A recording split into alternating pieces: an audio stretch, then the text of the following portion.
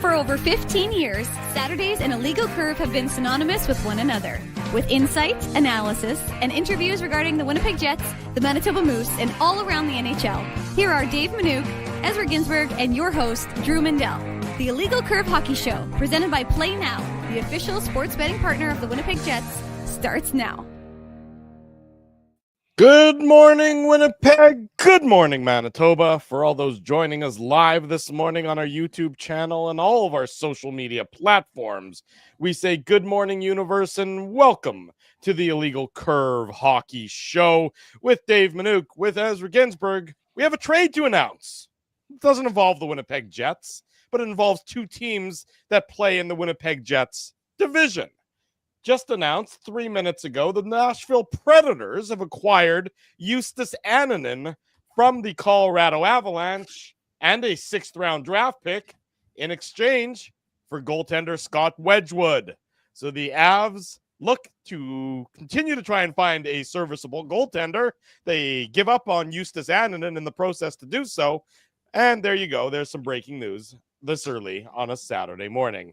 Nice to see both of you gentlemen. It was only about 11 hours ago we last got together, but thought I'd start off the show with a little bit of a tangentially related to the Winnipeg Jets bit of news. Yeah, but that's interesting, right, boys? Because, I mean, obviously, Nashville and Colorado have had their struggles this year, more so Nashville, right? But a lot of the talk has been, revolving around Colorado's goaltending with Justus Annunen and Alexander Georgiev, and obviously Jets fans are very familiar with Georgiev because he allowed a touchdown in game 1 of that first round series against the Jets, right? But then he played pretty well after that, game 2 through game 5, right? So, I mean, you could kind of, just looking at that trade kind of without diving too deep into it here, because obviously I hadn't, thanks for breaking that, Drew, because I didn't know about that. I hadn't checked Twitter. You're a little too busy, snarfling a little bit of that donut or that bagel or whatever you're putting in your little paws there. We saw it. Don't worry. Well, yeah, no.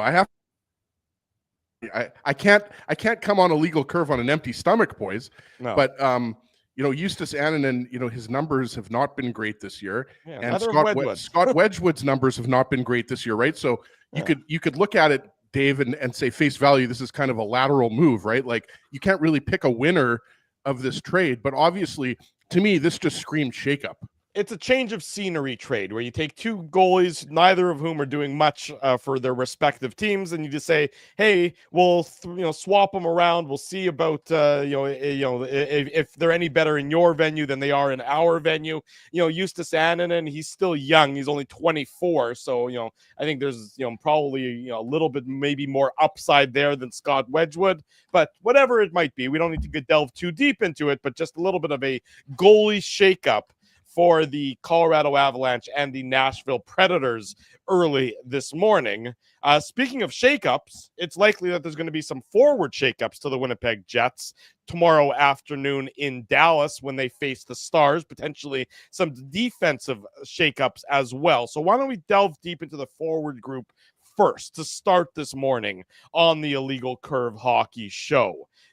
Presented by Play Now, of course, as well. We know Nikolaj Ehlers day-to-day, heading to Dallas with the team. The team is probably already in Dallas. They're going to be on the ice, I believe, at 2 o'clock this afternoon for a practice. I would imagine it'll be a relatively brief practice and much more of a video session to pinpoint some of the errors that were made in yesterday's loss to the Vegas Golden Knights, a loss where, as the headline in today's Winnipeg Free Press was all about, was there was a point there to be had that the Jets gave up by playing an uncharacteristically sloppy game. But I guess the question I would have for you guys to start this morning, if Ehlers is not in the lineup, and I'm going to put on my doctor cap and say I think it's probably unlikely that he is, if he's not in the lineup, is it as simple a swap as Alex Iafallo moving up to that second line and then somebody, probably David Gustafsson, coming into the Jets lineup as their 12th forward? Or do you think that this is a potential for Scott Arniel to maybe make some additional switches to the forward groups to see if you can rejuvenate a little bit, heading into Dallas tomorrow afternoon? It's the most pertinent question going into the game against Dallas, right, Drew? Because I agree with you. I mean, none of us are doctors. We talked about it on last night's post-game show, but I mean, Ehlers didn't return to the game. It looks like he's not going to play. All we can hope for is that it's a short-term injury and not something that's going to keep him out of the lineup for a long time, because he's on pace for a career year this year, right, boys? So, you don't want to point to one or two players where you could say, if that guy's out of the lineup, that's going to hurt the Jets the most. But when you're talking about Ehlers, he is one of those players, right? Like, you'd throw Connor Hellebuck in there, you'd throw Josh Morrissey in there, you'd throw in Scheifele and Connor in there, right? Like, I mean, there's a bunch of players, but he's right at the top of that list. That's what I'm trying to say as far as, his importance to this team. Right. We saw a little bit of it last night, right, boys? Like, we saw Alex Iafallo elevated that second line. And because David Gustafsson can play wing, right, it makes a lot of sense that he comes into the lineup. And then your fourth line is Morgan Barron, Rasmus Kupari, and then David Gustafsson's on the wing, because the Jets only are carrying an extra forward, right? So if they wanted to call someone else up, they'd have to do some maneuvering. But yeah, that's what I would kind of expect, Drew, considering, this is the last game of a long road trip. I'd expect Gustafsson to go in there and then Iafallo to be on the second line. In terms of, other roster shakeups, I'm not sure. Like Scheifele, Connor, Velarde, I thought they were pretty good last night. They didn't have their best game. Obviously, we know, guys, Scheifele's dealing with something, and we can obviously get into that, because it's obviously not preventing him from being in the lineup, right, Dave? But I would expect Gus Bus to go in, and then Iafallo takes that spot on the second line. And again, like I said, I know it's I'm not providing a ton of insight here, but hopefully it's just a short-term thing for Ehlers, because he's been one of the Jets' best players. We saw, his nice rush and assist on Cole Perfetti's first goal right last night. So hopefully it's not going to keep him out of the lineup for that long. Yeah, Dave, what do you think about this, adjustment that the Jets are likely facing entering into tomorrow's game in Dallas? I mean, a game against the Stars. We know the Stars are probably out for a little bit of revenge after they were summarily beaten down by the Winnipeg Jets in their last meeting in Winnipeg, the one that gave the Jets the record for the best start in NHL history. That was, it probably feels like it was about 6 months ago. It was probably 2 weeks ago at this point, but whatever it was, it wasn't that long ago. So, the Stars definitely have a little taste for blood, in their mouth, and that, wanting to take it out on the Jets. Do you think that it's a simple swap, like as he said, or do you think that maybe Scott Arniel's going to use this as an opportunity to throw some additional things at the wall and can see what sticks for one game or longer? We don't know, of course, how long, or if he's even going to be out of the lineup. Yeah, I mean, that's the problem when the coach says it's day to day, because as someone pointed out, day to day could be a day, it could be 3 months. I think Austin Matthews was day to day until he flew to Germany. That's right. But it's hard to know, because we don't know the severity. I mean, he did, in his post-game media availability, which I listened to after the show, said not good, obviously. So, I mean, that doesn't seem to mean, like, you got to read between the lines there, right, Dave? Yeah, like, yeah. That not him saying not good is not good. Yeah, you don't even have to put on your 3D glasses to see between those lines in that case. But I wonder if he also maybe meant more not good that he had to leave the game, as opposed to not good on a long-term basis. Did you listen to it or no? No, I went to bed. Okay, well, I'm just saying. So the if you listen to it, I don't think he was talking about not good that we lost him from the game. I think he was meaning specifically, it's not good, obviously. Right. And so to me, that indicates some sort of time period without Nikolaj Ehlers, which again for the Jets isn't great because of what he's been able to bring. And as he said, like on that first goal only happens because of his speed to grab the loose puck along the wall and then to set everything up with what he does in the zone. But I mean, at the same time, now it's a question about opportunity. Now, let's be realistic. Nobody on the farm is doing anything of significance. The farm team is not doing well. So if folks are like, oh, well, this guy's got points, like Lambert Chibrikov's points are all on the power play. They're all special teams points for the most part. Very few 5-on-5 points from them. Very few 5-on-5 points from anybody on the Moose, because they don't score a lot of goals. I think they're 30th in the AHL right now in scoring. So nobody on the farm is now. Again, it's weird. Like I talked to someone who used to play in the NHL, and he'd say It's just the fact that some guys who are at the AHL level, when they play at the NHL level, they're just better. And nobody speaks to that more than like a guy like Axel Jonsson-Fjällby, who you watch him at the AHL level and you're just like, I don't get it, because he's fine when he's in the NHL.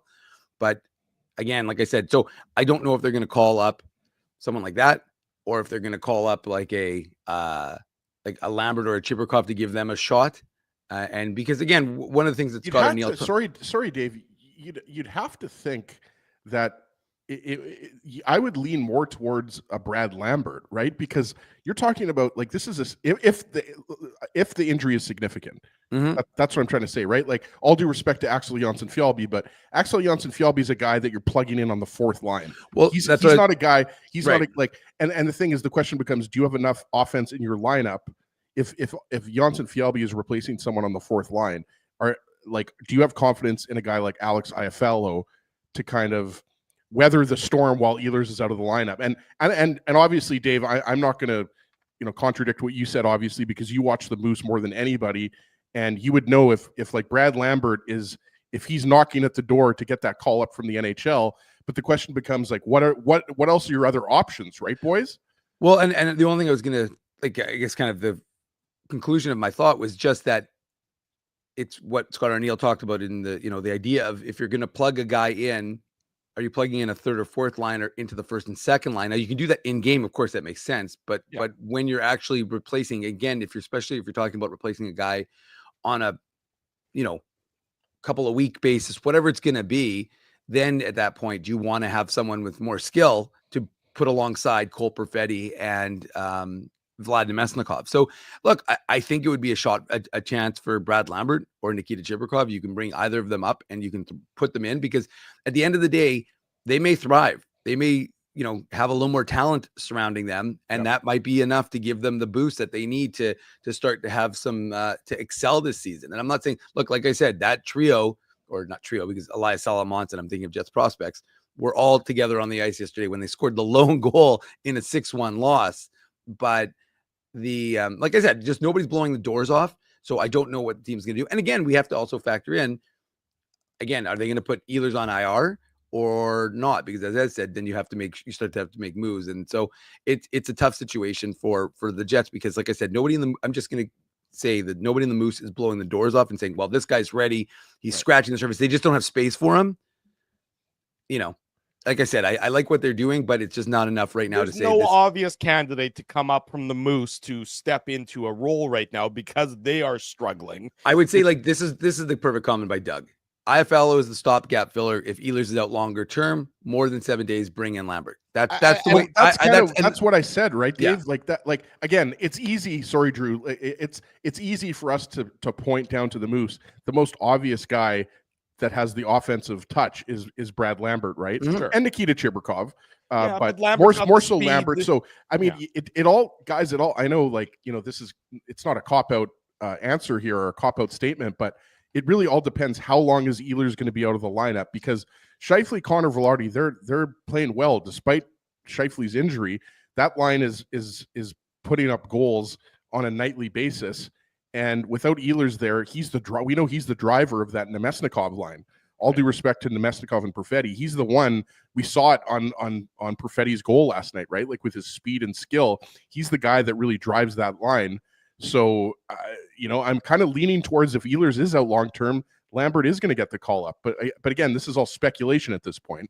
Well, and I think about it, and I mean, I agree with most of the assessments so far. I would say that they all make sense. You're not going to, fly in Brad Lambert for one game into Dallas to play Sunday, throw him right into that frying pan. When David Gustafsson has been the good soldier, waiting and biding his time, it becomes more of an option. I think Lambert becomes more of an option once you know how long you're without Nikolaj Ehlers for. Yeah, for that game against St. Louis, when they get back home, then you can call him up. But you're absolutely right, Drew. They're not flying in Brad Lambert like he's the savior for one game on the road trip. Right, exactly right. What I'm curious about, more so looking at tomorrow's game against Dallas, and this is all with the assumption that Ehlers is not going to play, which of course we don't know for certain. So, with that as the asterisk, and with that like an Undertaker come out of the box, Nikolaj Ehlers. Yeah, maybe, that would certainly be an unusual way to start the game. But if they wheel a coffin out and lightning strikes him, I've and always he wanted to have a pops out, casket match with Drew. well, Ezzy, we can maybe bring that to the people one day. Well, when it's We'll the do it at slow the next season. Boston Pizza appearance. Yeah, exactly. We'll set up a little ring, and you and I, and the question will be who will be Paul Bearer. Although I think in real life he may have passed away, so rest in peace, Paul Bearer. He did pass away. I think I think Spency would play the role of Paul Bearer. By the way, I can see that. In any event, what I'm curious about, at least for tomorrow, is does that with Iafallo up there, if he goes up there, does that give enough speed to that line? An Iafallo, Namestnikov, Perfetti line is not a line that is particularly fleet of foot. So I wonder, again, you're on the last game of a road trip. You're at the last game. You're in the midst of a bit of a grinding part of it. You're looking for anything to sort of maybe give a little bit of a shock to the system, a little bit of an energy boost. I wonder if you maybe try to use Erasmus Kupari and the speed that he brings in an elevated role. You leave Iafallo with Barron on a fourth line role, and maybe you try Kupari there, and then Gustafsson, who can play center, certainly has experience playing center. Maybe he comes in the lineup, as your fourth line center, and Kupari comes up, a guy who's been really effective for the Jets this year. Not putting up a ton of points, but you wouldn't expect him to, but noticeable and impactful on games. Maybe he gets a shot to use that speed on the wing with Namestnikov and with Perfetti for a one-game audition tomorrow afternoon in Dallas, as opposed to an Alex Iafallo who, you sort of know what the ceiling of that would be. That's not a criticism, but I wonder if you try and maybe use it to give it a little jump start to the system for that one-off game. I think it's valid what you bring up, because if you base that just on merit alone, right? Like, I agree with you, Drew. Anybody who doesn't watch this team would look at Kupari and they'd say 2 goals, 3 points. Oh, that's not that good. Right. But I'll give Dave M credit here. From the first 3 or 4 games of the season, Dave has been singing the praises of Kupari, and he deserves it, right? Like, he has elevated. And look, he's a first-round pick. Like this, it's not like Kupari doesn't come without a lot of potential, right? Like, he just didn't fulfill his potential in LA. That's why he was kind of a throw-in, right, guys, in the Dubois trade. Well, but not a throw-in from the Jets' perspective. Obviously, but a player the Jets liked and wanted to acquire, so they think that they're still, they talked about it all offseason, really from the start of training camp, that they thought that there's still, some upside there, and they want to see that. And I look at Kupari, and he's taken advantage of the opportunity. Like, Dave talked about that so much during training camp, right? Because I think a lot of people thought Gustafsson was going to be the one that ultimately played more games than Kupari based on last season. But Kupari has he's played well, put it that way. So the Jets have options, Drew. Getting back to your idea of Kupari possibly playing on the wing, even if that's for one game. Right. I think based on the way he's played, I'd like to see that. And I think, Dave, one thing I want to throw in there quickly before you get in here, one thing about Kupari's game that I think I've noticed more this year is his physicality, which I like.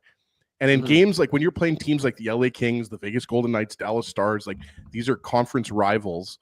I've noticed that. And he's a guy that brings a physical edge. So he could bring a physical edge to that line. Because let's be honest, like, Namestnikov is a scrappy player. Perfetti's obviously not a guy that's known as a physical player. So with his speed and physicality, he could change the dynamic of that second line. So again, Scott Arniel has options here. Like, what about Nino Niederreiter, right? Like, a lot of people think, well, he's stapled to that third line with Lowry and Appleton, but Niederreiter's had a very underrated year. He's an option on the left wing on that second line, right, guys? So, like, this Ehlers injury isn't the end of the season for the Jets, right? Like, they have a lot of, let's not forget, guys, when everybody talks about the Jets' success, a lot of it centers around their forward depth, right? So it'll be really, really interesting to see what Scott Arniel does here, even if it's just for a game. But the big question is, if Ehlers is out long-term, is Brad Lambert going to get the call up? Because obviously he adds a lot more offensive punch to that second line than, any of these other players that we're talking about. No question about it. Saturday morning, the Illegal Curve Hockey Show. Dave, I want your opinion on this. It's presented by Play Now. Drew Mandel, Dave Manuk, Ezra Ginsburg with you. Christian Aumell from CJOB 680 coming up at the bottom of the hour. But what about that idea for the one-off, at least to start? You can only do one game at a time. So one-off, with a Kupari moving up, maybe rewarding a young player who has shown well through the first 24 games of this season. Yeah, and the other thing I would suggest that we haven't thought about is because of all the defensemen they have, it's possible they go 11-7. Yeah. I'm not saying that they do 100%, but I'm not saying that they will. I'm saying that I wouldn't do 11-7. I would do 11-7 if Scheifele was healthy, but because of his uncertainty and because it's almost 10.5-7, right? Yeah, exactly. You don't necessarily want to overtax him, I think, is what I would do. But I'm saying it is an option because, of course, they have the extra defenseman there with them. But yeah, it is an interesting conundrum that the Jets have because they know where they're heading with this. I don't know if the doctor's on the team with them. We don't know if they have an idea of the severity of the Ehlers situation. So I'm of the same mind as you guys that for this one game against Dallas, you probably don't necessarily bring up Lambert for the game, but you could. I mean, again, like I said, it's an easier flight. He leaves today, goes to Texas, and then he skates with the team tomorrow at morning skate. Or he probably wouldn't be there with them today. But again, like I said, we'll see. To me, it's just a function of like this team saying, okay, well, we are trying to replace this type of piece with this type of piece. And, again, with all due respect to Iafallo, he's not Ehlers, obviously. And I'm not saying Lambert is Ehlers, but he's a more complementary example of that type of player. So that is what you would do. And again, like I said, to me, I like the comment earlier because I agree with it. I think it was by Doug. And that's if you're for one game, you give a guy, whether it's a Kupari because you want that speed element. I agree with the hands element, but if you want someone to give that line a little speed, but then again, like I said, speed for the sake of speed isn't necessarily a good thing because, Perfetti doesn't exactly have blistering speed, obviously. Nemestikov is fine. And so, maybe change the composition of that line or Morgan Barron, right? Even though he made the egregious mistake yesterday, there's another guy who folks are saying, well, you've wanted him to have more of an option, a little more of a role. Well, maybe he gets one game to kind of see if he can do something. But, and obviously he's got some familiarity playing with Cole Perfetti, which they did together, I think, on the Moose. But yeah, like I said, from my perspective, for the one game, because you don't know the severity potentially of the Ehlers situation, I think you can kind of move one of those guys up, bring in Gustafsson, because it is a kind of bit of a kick in the teeth for Gustafsson to have sat this long. Now you could say, well, if they replace Ehlers with Lambert, it makes sense because that's the kind of player he wants, and that's what you want to see the organization do, right? A top six guy. So you get a top six guy from the Moose. That's the role Lambert's been playing. You put him up there with the, into that top six with the Jets. And then for example, if it was a Kupari or an Iafallo who gets injured, then Gustafsson comes in. That would be a consistent messaging. But again, like I said, we'll see.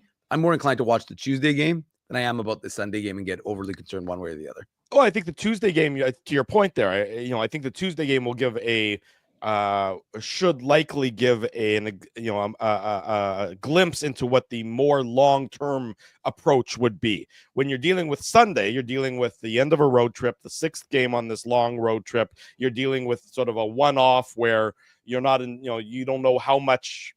You're not in a position where you can really do revolutionary changes at that point in time that are going to impact both the Jets and the Moose. I just don't see them airlifting a Moose player in, dropping them into the top six when you have a guy who's on the road with you. It'd be very much, if it was game one of the road trip, fine, maybe then there's a longer runway there. But why bother flying him in, get in either today, tomorrow, barely meet the players again, see the guys again, and straight into the lineup? To me, that wouldn't be a logical course of action for this Jets team. It would be out of character for them to do that, I would imagine. Whereas I think that the internal options are your more likely option. It's just I don't think it's as simple or cut and paste as just bump Iafallo up.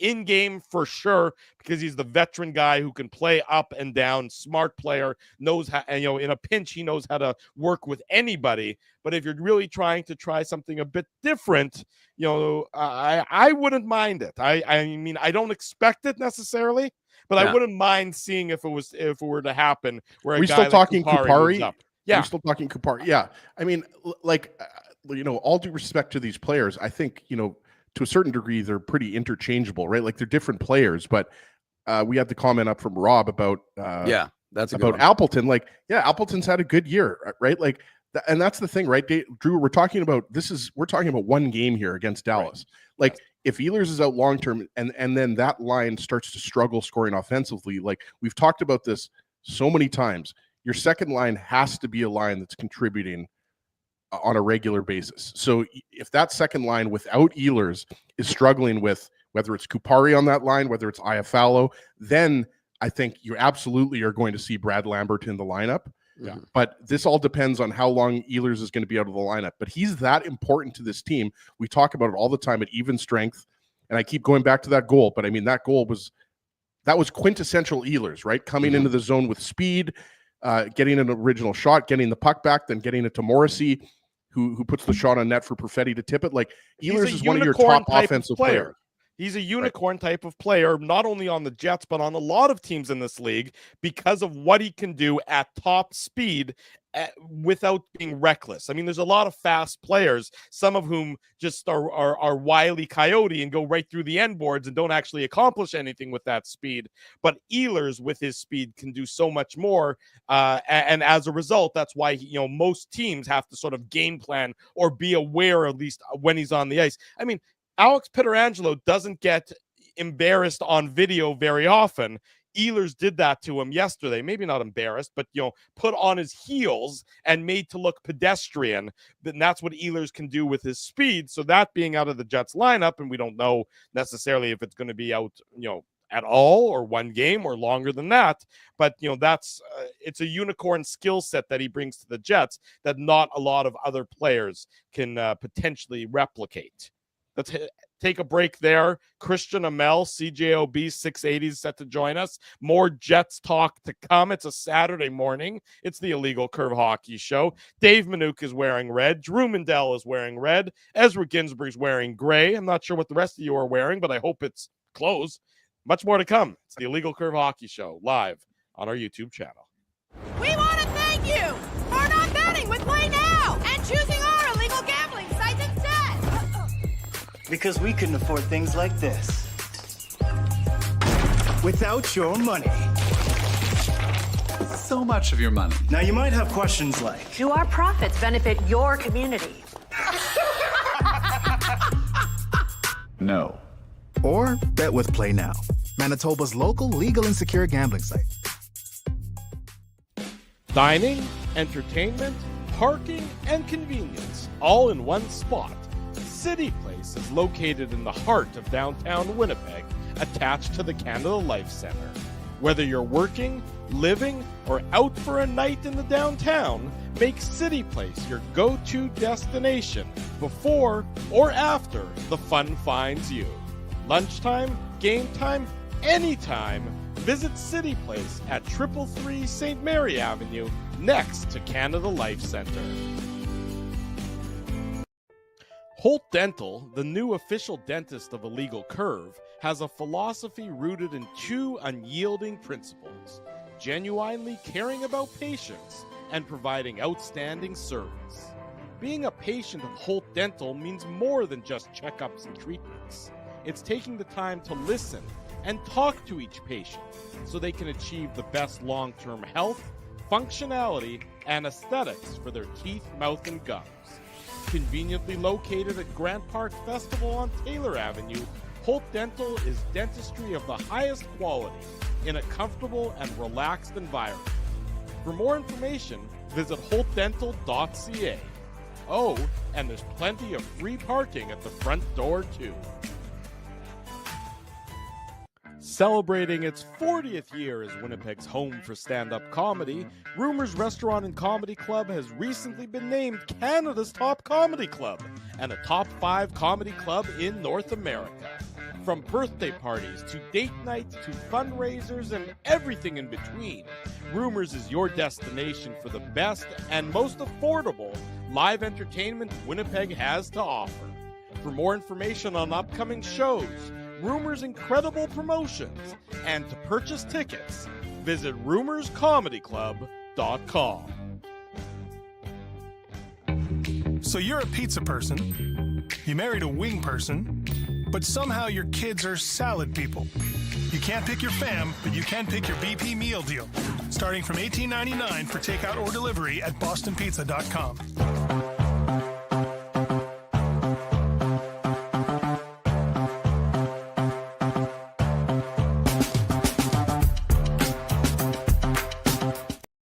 Bottom of the hour. Welcome back to the Illegal Curve Hockey Show. Drew Mandel, Dave Minuk, Ezra Ginsburg. Program is presented by our friends at Play Now. They are the, hang on, let me pull it up here. They are Manitoba's local legal and secure gambling site. Don't bet on illegal sites. Bet with Play Now instead. 18 plus. Enjoy responsibly. We keep the Winnipeg Jets talk going on this Saturday morning by welcoming to the program Christian Aumell from 680 CJOB. Look at that stash. That's what I'm going to ask. Is it leaving tomorrow or is it going to last for a little longer? So generally the plan is to shave it the moment November ends, right. But I've been told by the lady that she likes it. Wow. So therefore it's going to stay for a bit more. I hate how it feels on my face. Honestly, it's it's starting to grow on me a little bit, pun kind of intended, but I think she wants it sort of as a Christmas gift to like give it a try for a few more weeks. She says it suits me well, so I'll take her word for it and give it a shot. Maybe I'm a mustache man now. You know what? At the beginning of November, I shaved the beard part and I kept the handlebar mustache, which I think is a great look. But my wife has threatened to leave me if I don't immediately shave it off. So I think that your partner is onto something in saying keep the stash, because I do think that it's a sign of virility and masculinity and strength. So I mean, tell Toth to shave off his ridiculous one, but you can pull that off moving forward. Now, I also, because I can't grow beards like Dave and Ezzy, like if I started when I was 0 years old and to where I am now as a 32-and-a-half-year-old man, I would not have a beard as long as you guys do. I can't grow the beard. The mustache is the good part for me. Interesting. But I think I might give it a try. And if my dad was always a goatee man, I don't think I've ever seen him clean shaven in my entire life. So I don't necessarily want to follow in his footsteps, but you know, I don't really think I need to criticize my partner's view. I think I should just go with it, and if it makes her happy, stick with it. Yeah, lean into it. I would agree with that. Let's move back from the facial hair, where the Jets have been sporting some good facial hair, admittedly. You know, Kyle Connor in particular with his Doug Smale impersonation. But on ice for the Jets, a struggle last night in Vegas, a game that they probably rue missing out on at least 1 point, given some of the defensive breakdowns that were uncharacteristic of them. So I want to start with last night's game from your perspective and your analysis, on 680 CJOB. Is that, the defensive breakdowns came from players that we typically don't see them from? You think Adam Lowry with a blown coverage, Vlad Nemesnikov with a blown coverage, Morgan Barron with the soft turnover. To you, is that just a sign of a team that's a little bit fatigued at the end of this long road trip, or is there something more concerning for you to sort of weigh in on? I think when we're looking at the Jets, I think there's several things that go into the mixing bowl to create this cake that they've baked over this last couple of weeks. Because let's face it, as much as they don't want to make the schedule an excuse, it's hard, right? Yeah. You've got 10 games in 10 different cities, and that doesn't actually change when they go home for one game and then go out on the road for two more. I think Kelly Moore on the broadcast last night said the full scope of it is 15 in a row where you're not playing in the same city in consecutive games, which is huge. That's a long run of play to try and be at your absolute best, and a lot of it's on the road. It's tougher to play on the road, right? That's part of why road trips are tough, and they have had such a good run of play and a good run of health, but at some point, for everybody, that catches up to you. And I think for the Jets right now, there's a few factors. One, I think weariness is part of it. I think what we saw in LA was kind of like what we saw in Florida a few weeks ago, where they're able to actually come out of that. They weren't very good. They practiced, and then the next game they beat Florida and looked a lot better. They practiced on Thursday, and they did look better in Vegas last night than they did in LA for sure, but not as good as they did in Florida against Florida a couple weeks ago. I think there's a bit of a sloppiness to their game that we haven't seen. The defensive structure isn't quite there. We also have to credit Vegas, right? The Jets haven't beaten Vegas in forever. They're 1-10 in their last 11, if you include the playoffs last year or 2 years ago. So Vegas is to the Jets what the Jets are to the Wild. Yeah, everyone's got that team that they just can't beat, right? And for the Jets, Vegas has been a really tough out for them. I like the fact that they were able to fight back, which we hadn't seen in the last few losses, where they blew it at the end of the first period, but they got it to 2-2 going to the third. Mm-hmm. They get it to 3-3 in the third. But yeah, too many mistakes, right? They needed to get out of the first up 1-0. I think would have been huge for them. They get the power play that doesn't work, but that Lowry line comes out and keeps the forecheck going. It was going really well. Then Barron just makes a bad play, and we don't see egregious bad plays that much with this Winnipeg Jets team, right? It's more subtle things that go wrong, and then whether it's Logan Stanley or whoever is there, I don't know who wins that fight. If they're completely flat-footed, right? That's a tough one for any defenseman being there. And then the next goal, right? All the three of the other goals felt like chasing the play, where people lost track. The one where it bounces off Iafalo's skate, and then he and Kapari are both kind of adrift. That's a tough one because it's a bouncing puck, and all of a sudden Barbashev's just in the slot with a wide open look. That's tough. But the Carlson play for the winner, he got up the ice way too easy on that play. There was a lot of open ice all of a sudden, and next thing you know, Brett Howden's at the back door for a tap in. So yeah, there's they like to say the video doesn't lie. They'll be skating in Dallas today, and I think there's a for sure a weariness. They want to get home. They want to be able to kind of just park for a bit. I think that's a little uneasy, but at the same time, yeah, their game's a little bit worse. They're still 18-6, so that's pretty good. We always have to remember that. But yeah I think the game is different, but that's a natural thing to have happen after the incredible start they had of the season. Christian, before I ask you my question, what's that USHL jersey? Is that the Cedar Rapids Rough Riders? Who is that? No, this is the Sioux Falls Fighting Wiener Dogs. So every year the Sioux Falls Stampede, they rebrand themselves for one game as the Fighting Wiener Dogs to raise money for a local rescue, and they have dogs you can adopt at the game. I just found out about this. So this Twitter sucks, but I go on it all the time. And last year I was just cruising through it while killing time before work, and I saw that they were doing this. The Sioux Falls Fighting Wiener Dogs. We do have a wiener dog in our house. That was going to be my question. So I saw this. I'm like, oh my God. And so I showed my partner, and I ordered this jersey. I ordered her a crew sweater, hat, and I ordered our wiener dog a jersey that doesn't fit her properly because she's a wiener dog and has odd proportions. So we want to go to a game. This year I don't think work. It's in February. I think I've got some other stuff I need to do that day, but we want to make a trip to Sioux Falls and hopefully not coming home with multiple wiener dogs when we go to that game someday. But I think it's really cool that they do that. I think the jersey's cool, and I'm repping it today. Okay, but Christian, anybody who's seen you before on the Illegal Curve Hockey Show knows you have a cat as well. So I guess Sully didn't get anything, right? No, they didn't have any cat products for the Fighting Wiener Dogs, I'm sorry to say. Well, it's an awesome jersey. I had to ask because there are a bunch of people in the chat. You could see around just below your neck, you could see the USHL logo, but it was hard to figure out what the jersey was. So we had to Sioux Nation Pet Clinic logo on the chest there. So yeah, it's a sweet jersey. We got to talk about Nick Ehlers, right? Like we're gonna. Mike McIntyre of the Winnipeg Free Press reported that we're expecting to find out an update on Ehlers after the Jets skate. So that'll be around 2:00. Obviously, CJOB will be all over it. So we don't know the extent of Ehlers' injury, but let's go under the assumption that Ehlers is going to be out for a significant amount of time.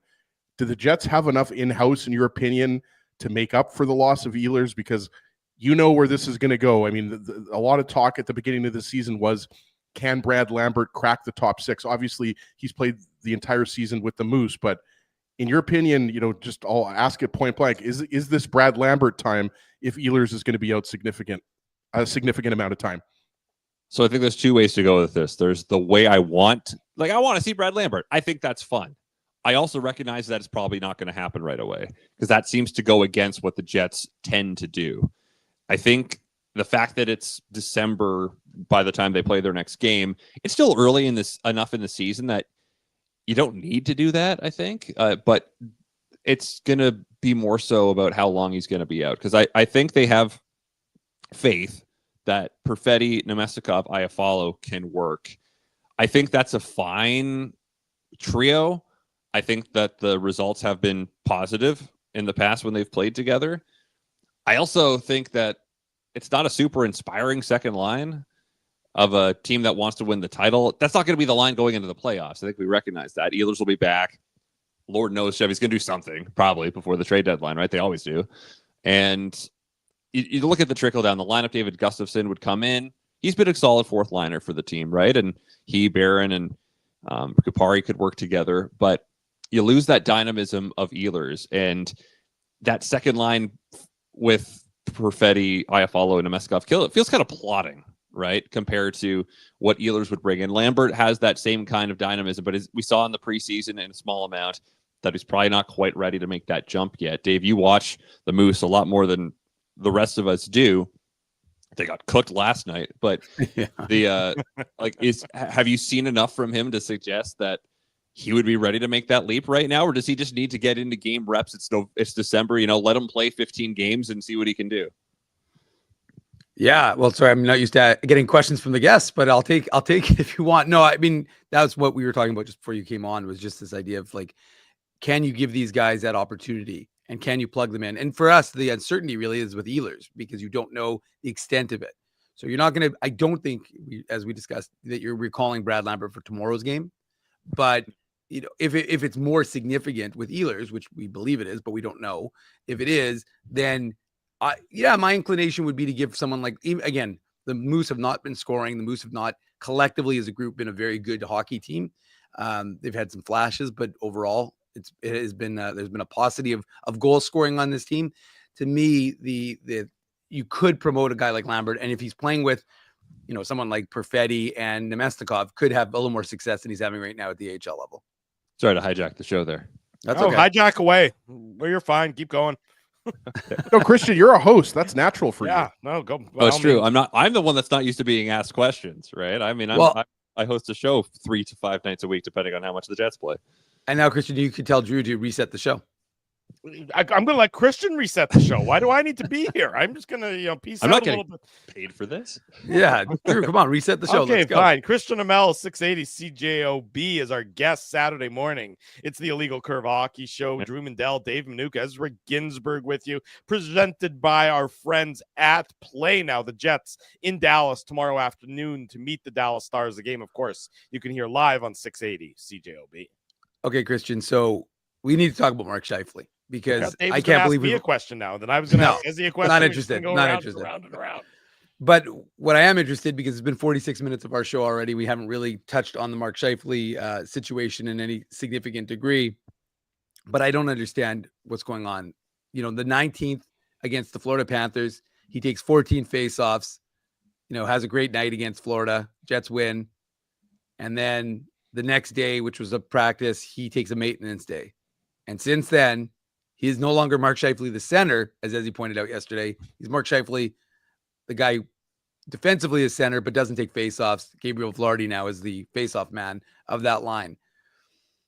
So what do you think is going on? I'm not going to ask you to speculate as to the nature of what he's dealing with, but just more in terms of he's clearly still able to play. But do you think this has anything to do with this Four Nations? And if it is that not a little irresponsible to not allow the guy to, if he needs to heal in some capacity, give him some time off so you bank some points? What do you think is kind of going on with this situation? Because it's very unusual.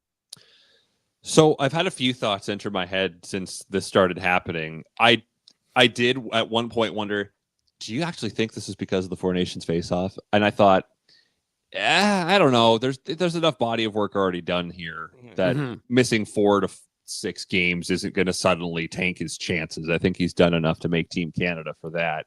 Having Devil Day off gives zero figs whatsoever about the Four Nations Cup, let me tell you. Yeah, for sure. Yeah, it's all about winning for the Jets, right? And I think for Scheifele, the question always is when there's injured players, is a compromised player X better in your lineup than calling up or putting in player Y, right? Mm-hmm. And for the Jets, having a some of Mark Scheifele, the calculus has been to this point, is better than sitting him. But you look at the results since he got hurt. I know Gabe Vilardi's been winning a good amount of faceoffs, but that line hasn't really been all that productive at 5-on-5 since his injury, whatever the heck happened to him, and they're being so secretive about it. It's curious, right? You think, okay, you're at this point in the season where it's this long stretch of action and you've got a pretty nice cushion. Why not sit him? And maybe it's the kind of injury that it doesn't matter if you sit or you play, and that doesn't really make a difference in the healing process. But again, it's about effectiveness, right? Do you want to disrupt this line that's played every minute pretty much together this season, save for a couple moments where they were split up earlier on?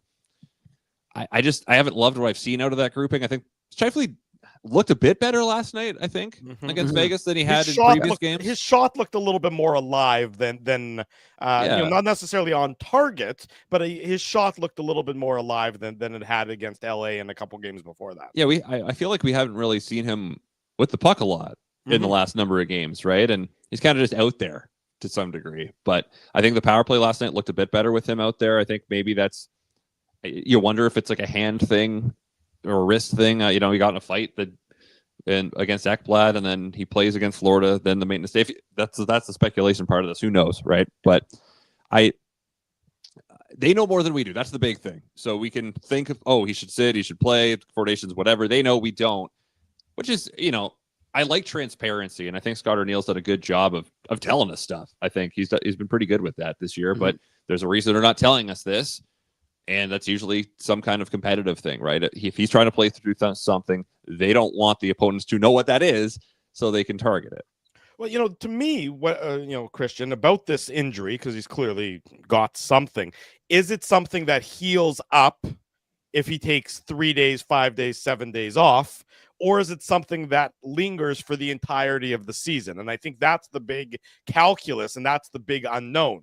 Can the Jets manage this through, let's say, until the Christmas break, then they get the however many days off it is. I think it's about 4 or 5 days off. And does that heal Mark Scheifele up close enough to 100%? Or is this something that requires really an entire off season worth of healing, or a significant period of time that you just aren't going to get in this season with the compacted schedule, unless you are sitting him out of the lineup for a big chunk of games? That's the calculus, and that's I think the weighing of the decision on the within the Jets organization and the Jets training staff and Mark Scheifele and everybody involved with the team is how does he get healthy? How long does it take to get healthy? And is it something that is really just going to be there all year long? Yeah, that's something that we have to wait and see. And then the question is, of course, if you need a month to heal, Four Nations face-off, you're not playing in it, right? That would be the big thing. And that would be ultimately probably the Jets' call to say, dude, no. And then, a year later, is he going to be still able to make the Olympics, which is more important than the Four Nations face-off? The Olympics are more important for sure. And he'll still be having a chance to do that. But yeah, these are all things that we opine about, we wonder about, and we will not know perhaps until the end of the season when they do the whole, here's what everyone was playing with list. That we're always like, what? How? What? But if he is hampered like this, that sucks for the Jets, because he was having a great start to the season and simply hasn't been the same since this happened. Yeah, Christian, I always 5 games. Yeah, I always love at the end of the season, this guy was playing with 2 broken legs. This guy actually didn't have a heart. Somehow he was playing without a heart.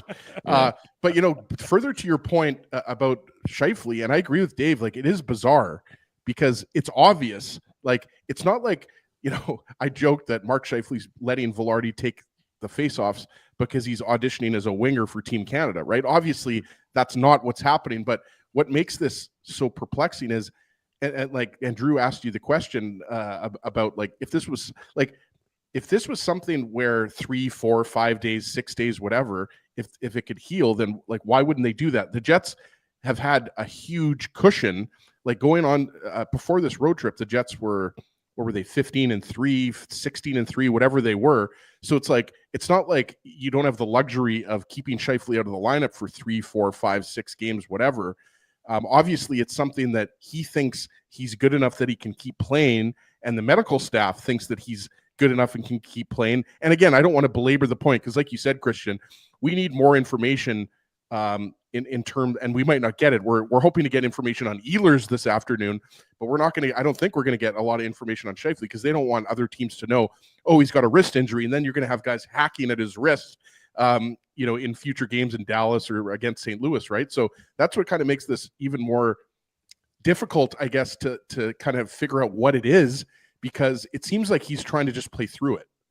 Yeah, and hockey players are admired for their ability to play through stuff, right? That's part of the mystique of a hockey player, is to go out there when you're not at your best. But there's also a point of diminishing returns at which, okay, you're not your best, but you're also not helping us, right? And I think the Jets are trying to straddle that right now. They know if he's got something that takes 2 weeks to heal, and it doesn't matter if you play or don't play. If it's a week thing that it would take a week to heal and he would have to sit out 3 games, I think he would have sat out 3 games. I think that would have happened. I don't think the Jets are trying. It's not like they're pushing for a playoff spot. They need every point they can get right now, right? So I think that leads me to think that it must be something that, to Drew's point, is either something that he's just going to have to play through for the season, which that is not a great thought for the Winnipeg Jets, or it's just something that takes a couple weeks. Doesn't matter if you play or don't play. It's going to heal up the same or similarly, and you just have to protect it and make sure no one knows about it out in the real world. But I also think that other teams can watch the film and probably suss out what someone is dealing with. Exactly. Because they're hockey players and they just know by looking at how someone is playing, how someone's carrying their body and moving, what might be wrong with them. So I think these are all the mystery of Mark Scheifele that we're dealing with right now. And maybe someday we'll learn the answer. Maybe. Christian, we had the curious case of Ville Heinola. How many games would Ville get? We thought that there'd be a little bit of runway for him to kind of take this opportunity and see what he could do with it. The runway was 2 games. And, Logan Stanley gets activated off IR, which was a curious decision. Didn't look like he was completely back. Looked a little bit ponderous yesterday, I thought. But from your perspective, are you a little surprised that, especially given all the things that Scott O'Neill said about Ville Heinola, that he was only given the 2 games, and rather than, like I said, 3, 4, 5 games in a row, let Stanley heal sufficiently, and then and again, this may be the start of a rotation. We may see Heinola back in tomorrow, but just from your perspective, what did you see from the 2 games with Ville Heinola in, and were you a little surprised that he was taken out yesterday? I thought he looked okay. I think playing with a veteran like Miller is great for his game. I've thought since the start of #FreeVille that he needs like 10 to 15 games in a row where he's playing, right? This in and out just is not good for him. And you're never going to really get a sense of somebody and what they can do if they're just getting in and out of the lineup all the time. That's so disruptive. So I don't love the fact that he was pulled out last night. I understand the idea of rotation here, because you want to keep guys fresh, especially with Sandberg out. But at the same time, they just started doing it now after not doing it at any point, even though Scott O'Neill kind of hinted that there might be some kind of rotation with the 4th line or with the 3rd pair. I understand not wanting to touch something that's been working, but you've also got this 82-game marathon, too, that you've got to look at. Did Logan Stanley and Dylan Coghlan coming in last night cost them the game against Vegas? No, it did not. They were going to lose that game the way it happened anyway. I think analytically they were over 50% in expected goals, very sheltered minutes for them. But I didn't think Coghlan looked terrible, honestly. I thought he looked better than Stanley did. I think for Stanley, there was that one sequence where he had, I think, 2 blown zone exits and they got hemmed in for a while. And you're just like, oh boy, here we go.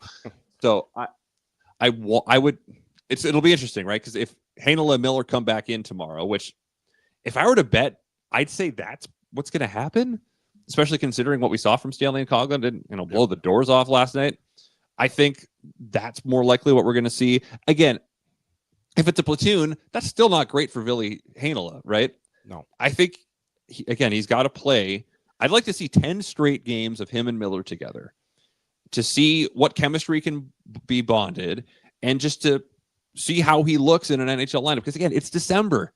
You can do that right now. You can play him in 10 straight games, and then if you don't like it, then, okay, he has to clear waivers. They're not going to put him down at any point now, right? It'll be interesting to see when Sandberg is healthy, if assuming no one else gets hurt, what they do. And it's probably Coghlan that goes on waivers. I want to see him play. I do, because you're never going to know unless you see him play. And we've been talking about this for how many years now? We just need to see him play. I'm with you, Christian. And I think, sorry, Drew, just to make one quick point here, especially for a guy who hasn't played a lot of hockey in the last couple of years, right? Yeah. Like, and I'm with you. Like, I understand even though I don't really like Dylan Coghlan used to play for Vegas, like, did that factor in? I have no idea, because like to get him into the game, like, we're talking about, this is game 24 here, right? Like, so if you wanted to get into a game, you had 23 other opportunities to get into a game.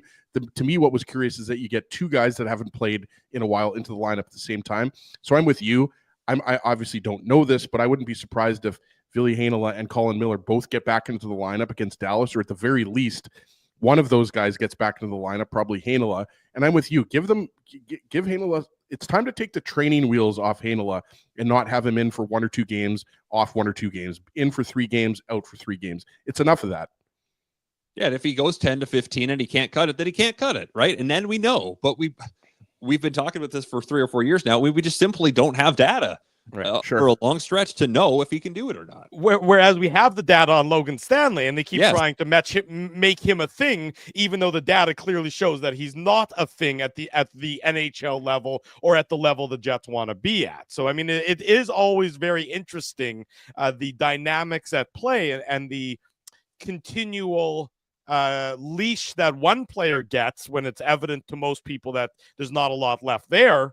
Whereas the other player, who we haven't seen yet, hasn't yet got that same amount of leash. To which I want to ask you, sticking with Ville Heinola, would you maybe want to see him take on where Hayden Fleury is currently playing? Obviously the Sandberg injury has thrown everything on that left side for a bit of a loop. But, maybe you put him up with a Neil Pionk and you see about a small puck-moving, pair that might be a little bit defensively liable, but all due respect to Hayden Fleury, who's playing above his head, I would argue, it's not like he is anything super defensively in his own zone either. I think if Ville Heinola did not have that infection at the start of training camp and he was able to play this whole time, then perhaps that's a spot that he'd be in right now. And we're always going to look at that ankle injury last year. That could be the defining moment of his career, unfortunately. And it's because he was on the opening night roster last year. He would have been this year probably. And he keeps having these setbacks. And so I worry about conditioning and having to play all of a sudden 22 minutes or something. I know Fleury only played 17 last night, and it's going to probably be something like that for Heinola. But that's the one spot where I would worry. Ability-wise, I think it's worth a shot, right? Because, okay, you got Hayden Fleury, picked him off. Hayden Fleury, Dylan Coghlan are just two dudes, right? Whereas Ville Heinola, you'd like to think is part of your long term, and ideally that's kind of tempting, right? To see what he can do there. And I think the Jets I guess they're not feeling like they're in an experimental part of their life cycle, right? They're in a spot where we've got these established veterans. Let's go out and win these games. Whereas if you're, Anaheim or whatever, you can do whatever the heck you want. It doesn't really matter. So I think what we don't usually see with this team is boldness like that, generally, in terms of lineup decisions. The thing is, we'll never know unless we see it, right? And if it sucks, then you don't do it anymore, right? And you move down to line 3. But I'm curious to see it. I would worry a little bit about the conditioning. Last question for you, Christian, and we'll let you get on with your Saturday morning and the Wiener dogs and the cat and everything. Why do you think that Logan Stanley continues to get that leash? Is it because you say big? Is that what you said? I don't know if you knew this, Drew, but he's 6'7". I'm aware of that, but I mean, and everyone's saying it and has been saying it for years, that tongue in cheek and a little bit of a joke. But for a Jets team that certainly isn't big on the back end, it's almost like they're just trying to make up for it by trying to force Logan Stanley to be a regular when he's just not there's just not enough to his game.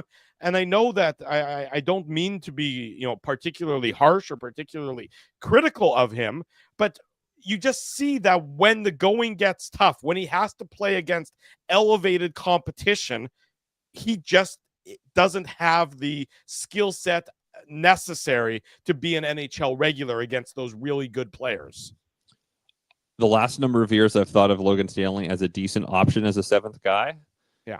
But that's where I thought the ceiling was, because we've seen him come in and sometimes you can spark things with a hit or a fight, but there's too many giveaways. There's too many bad penalties, lost coverage. They have to play him very sheltered.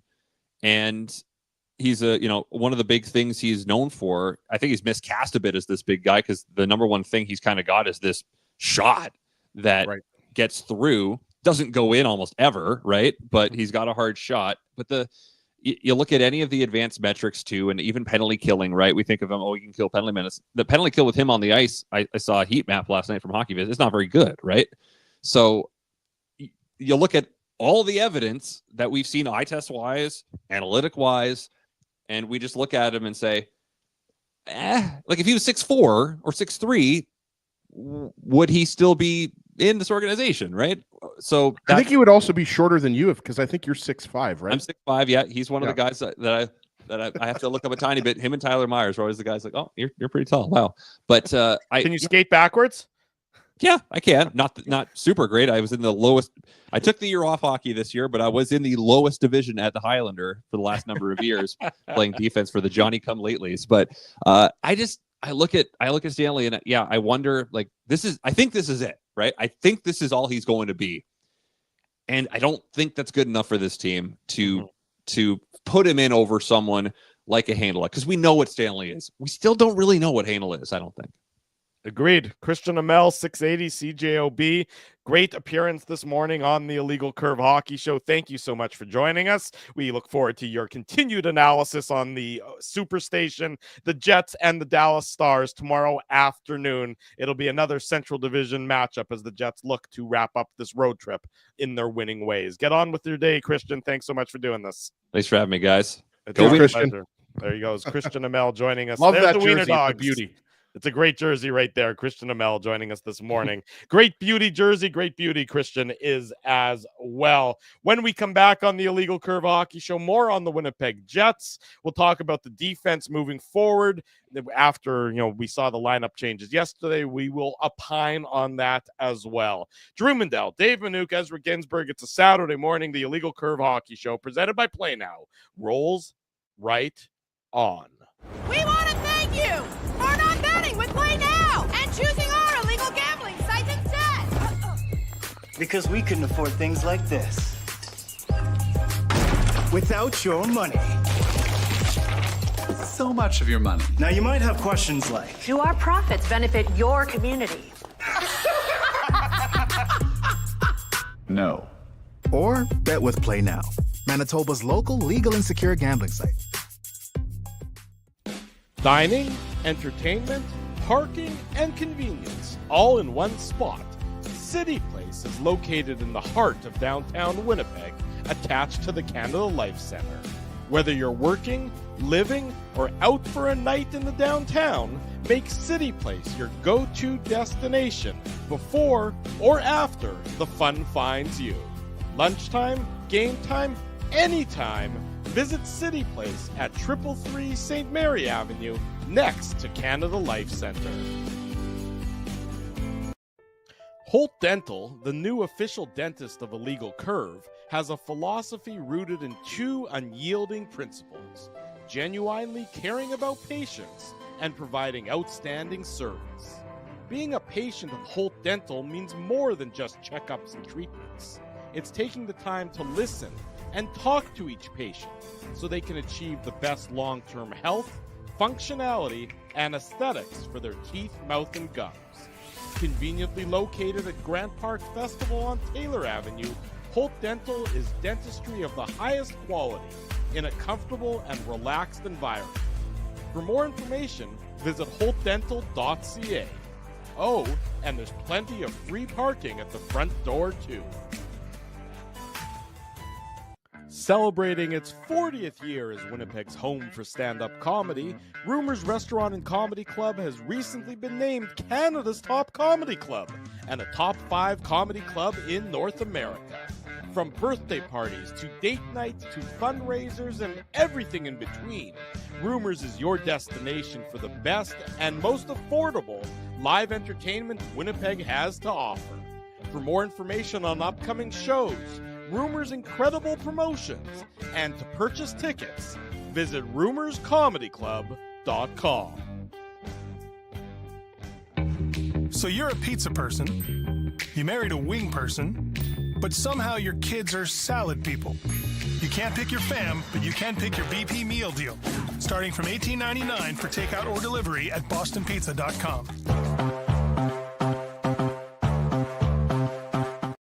Always great to catch up with Christian Aumell. Great appearance this morning on the Illegal Curve Hockey Show. Drew Mandel, Dave Minuk, Ezra Ginsburg with you talking about the Winnipeg Jets, just like we did last night and just like we'll do tomorrow night after the Jets and the Dallas Stars do action. As you all well know, the place to be on Saturday mornings, the place to be after each and every Winnipeg Jets game is the Illegal Curve YouTube channel. So while you're here, be sure to subscribe, smash the like button, and tell your friends, tell your family the best place to be is this fine channel. And of course, the podcast edition of the show, which will be available shortly after it concludes. Spent a lot of time so far on the forward group for the Winnipeg Jets. Now we talk about the defensive group for the Jets, as apparently Dylan Coghlan is now a regular option after last night's performance against the Vegas Golden Knights, where he definitely acquitted himself perfectly fine as a depth defenseman for the Jets. Colin Miller, Ville Heinola out of the lineup. Logan Stanley, Dylan Coghlan into the lineup. Hayden Fleury still in the lineup. We know that the untouchables, from my perspective, are Morrissey, DeMello, and Neil Pionk. But the other 3 defensive positions right now for the Winnipeg Jets, I would say, are very much in flux. So who are the 6 defensemen playing for the Winnipeg Jets tomorrow afternoon against the Dallas Stars? Ezra Ginsburg. Yeah, well, we already touched on this. I mean, you're either putting Ville Heinola in and you're keeping Dylan Coghlan on the right side, or you're putting both Ville Heinola and Colin Miller back in the lineup. I don't think anybody's expecting Logan Stanley. It would, put it this way, it would be a surprise based on how he played against Vegas if Logan Stanley remains in the lineup, right? And that was the curious decision, right? Like, I think, we talked about it on last night's post-game show. Eric Comrie getting the start was maybe a bit of a surprise to some, but we thought he might play 2 games on the 6-game road trip based on the fact there was a back-to-back, right? Which obviously Comrie played against Nashville. But that's really the question here. I agree with you, Drew. Hayden Fleury is not coming out of the lineup. He's been a staple. At least that's not really where the smart bet would be. Hayden Fleury come out of the lineup. When I look at this D group as a whole, that to me is probably my biggest concern, is that Stamberg's out of the lineup for the foreseeable future. We don't know exactly how long he's going to be out for, but we know it's weeks, not days. And Hayden Fleury now is in a top 4 role. So you're now taking a guy who's playing 12 to 14 minutes and you're asking him to play 18 to 20 minutes or 22 minutes, right? And I think, going back to what we were talking about with Logan Stanley, I think Logan Stanley, when you play him against lesser competition, some of the weaker teams in the NHL, so whether that's the Predators at this point, but I mean teams get like the Sharks or the Ducks or the Blackhawks, teams like that. I think he doesn't get exposed as much as he does against a deeper team like the Vegas Golden Knights, or for that matter, a good LA Kings team or a Dallas Stars team. And I think that's why, for me, Logan Stanley really isn't an option right now, because I think you have better options, Ville Heinola. So I think, Heinola, I think he definitely, didn't have as good a game against the LA Kings as opposed to his first game. So I expect Heinola to go back into the lineup. But I think looking at, to me, it's not just about the third pair. Like, the third pair isn't going to determine the Jets' short-term or medium-term success, or long-term success for that matter. But right now, I mean, we've seen the depth tested without Dylan Samberg in the lineup. I mean, the Jets, it's not like last year when you had Brendan Dillon as your second pair defenseman and Dylan Samberg, you had this ready-made option on the third pair ready to step up in the second pair. Now Hayden Fleury, who, let's be honest, he's been kind of an NHL, AHL tweener for the most, and I think he's done okay. Like, I think Fleury gives, he's a guy that's got almost 300 games of NHL experience. So obviously the reason why I bring that up is because this isn't a guy who's only had a cup of coffee in the NHL. Like, he's a veteran NHL defenseman. So for the most part, you get exactly what you expect. You get a reliable defenseman. So I think that, to me, is the bigger concern is, going forward. And yes, sure, after this road trip, the Jets' schedule gets a little bit easier here. St. Louis, I mean, they're not the easiest team. Buffalo's playing some good hockey, but, after that, you've got Chicago, Columbus. After the Bruins in Vegas, you've got Montreal. So the schedule does get a little bit easier here, but still, that's, to me, what I'm looking at is, can Fleury give you enough as a second pairing left shot defenseman? Or, like Drew said, I mean, is Heinola an option there? And I think, if Ville Heinola was 19 years old, you would hesitate a little bit. Ville Heinola is 23 years old at this point. He's a guy who's played a lot in the American Hockey League, but not a lot in the NHL. And to me, that's what I'm going to have my eye on, is Heinola going to be asked to play a top 4 role at some point in the next month? So, Dave, what about that? Hayden Fleury has almost by default ended up in that second pairing left side role, especially since the Samberg injury. Just the nature of the timing for that made it seem like he was, he gets that opportunity. Do you leave that alone, or is that also an option of something you can maybe look at switching around as Scott Arniel is trying to piecemeal this defensive core together besides DeMello, Morrissey, and Pionk? Well, I mean, let's put it this way. Fleury's become a lot more noticeable, and not for good reasons, in that elevated role. And that's the problem. I mean, we highlighted him at least twice yesterday in goals against. And that, for the first part, when he was in that third pairing role, we didn't really mention him that much. He was playing probably, like I said, where he needs to play in the NHL. I think you're just asking too much of a guy. Now, the problem is, as the problem was going to be when they only gave Ville Heinola, I understand why they did it, but when they only gave Ville Heinola the 2 games with the Moose, like I said, I watched him, I thought he was okay, but to me, it was a conditioning issue. And I thought being thrown into the fire at the NHL level isn't ideal. And, he acquitted himself well enough in the first game, I guess, in Minnesota. But yeah, I mean, he didn't have I don't think he got torched against in LA. I just, he had an okay game. I just was concerned about, trying to get him, going again, getting his legs at the NHL level. Whereas, again, if you could have given him another week with the Moose, he would have practiced with the Moose. Again, I understand it's practice as opposed to playing games, and they would have gotten 2 more games in, and then he could have gone up and maybe had a little bit better of a ready to go, because he had been practicing already skating. Hit the ground like he told running, us. hit the ice run. Skating a little faster. Well, he had already told us he'd been skating for a month, so we understood that. But it's one thing to be skating; it's another thing to be doing drills, another thing to be playing games. And I just thought 4 games with the Moose. There's a reason why they allow you to have 2 weeks of conditioning. I just think for Ville Heinola, it would have been better to give him the full 2 weeks, let him get there. I mean, again, if necessity suggests you need him, then you bring him up. But I just think like it's asking a lot of him, as Christian said, to ask him to throw him into that role of eating those types of minutes, which I think if he was healthy, then maybe then it's not as much a problem. I mean, if he would have started on the third pair behind Samberg, played this whole time in a pairing with Colin Miller, then I don't even think it's a question. I think he and Pionk could have probably worked well together. But now the concern is you've got a guy who's really not necessarily up to speed. He's behind, it's November, so he's at least a full month behind everybody else, in addition to all the other time he missed, right? He missed training camp. So really he's 2 months behind everybody.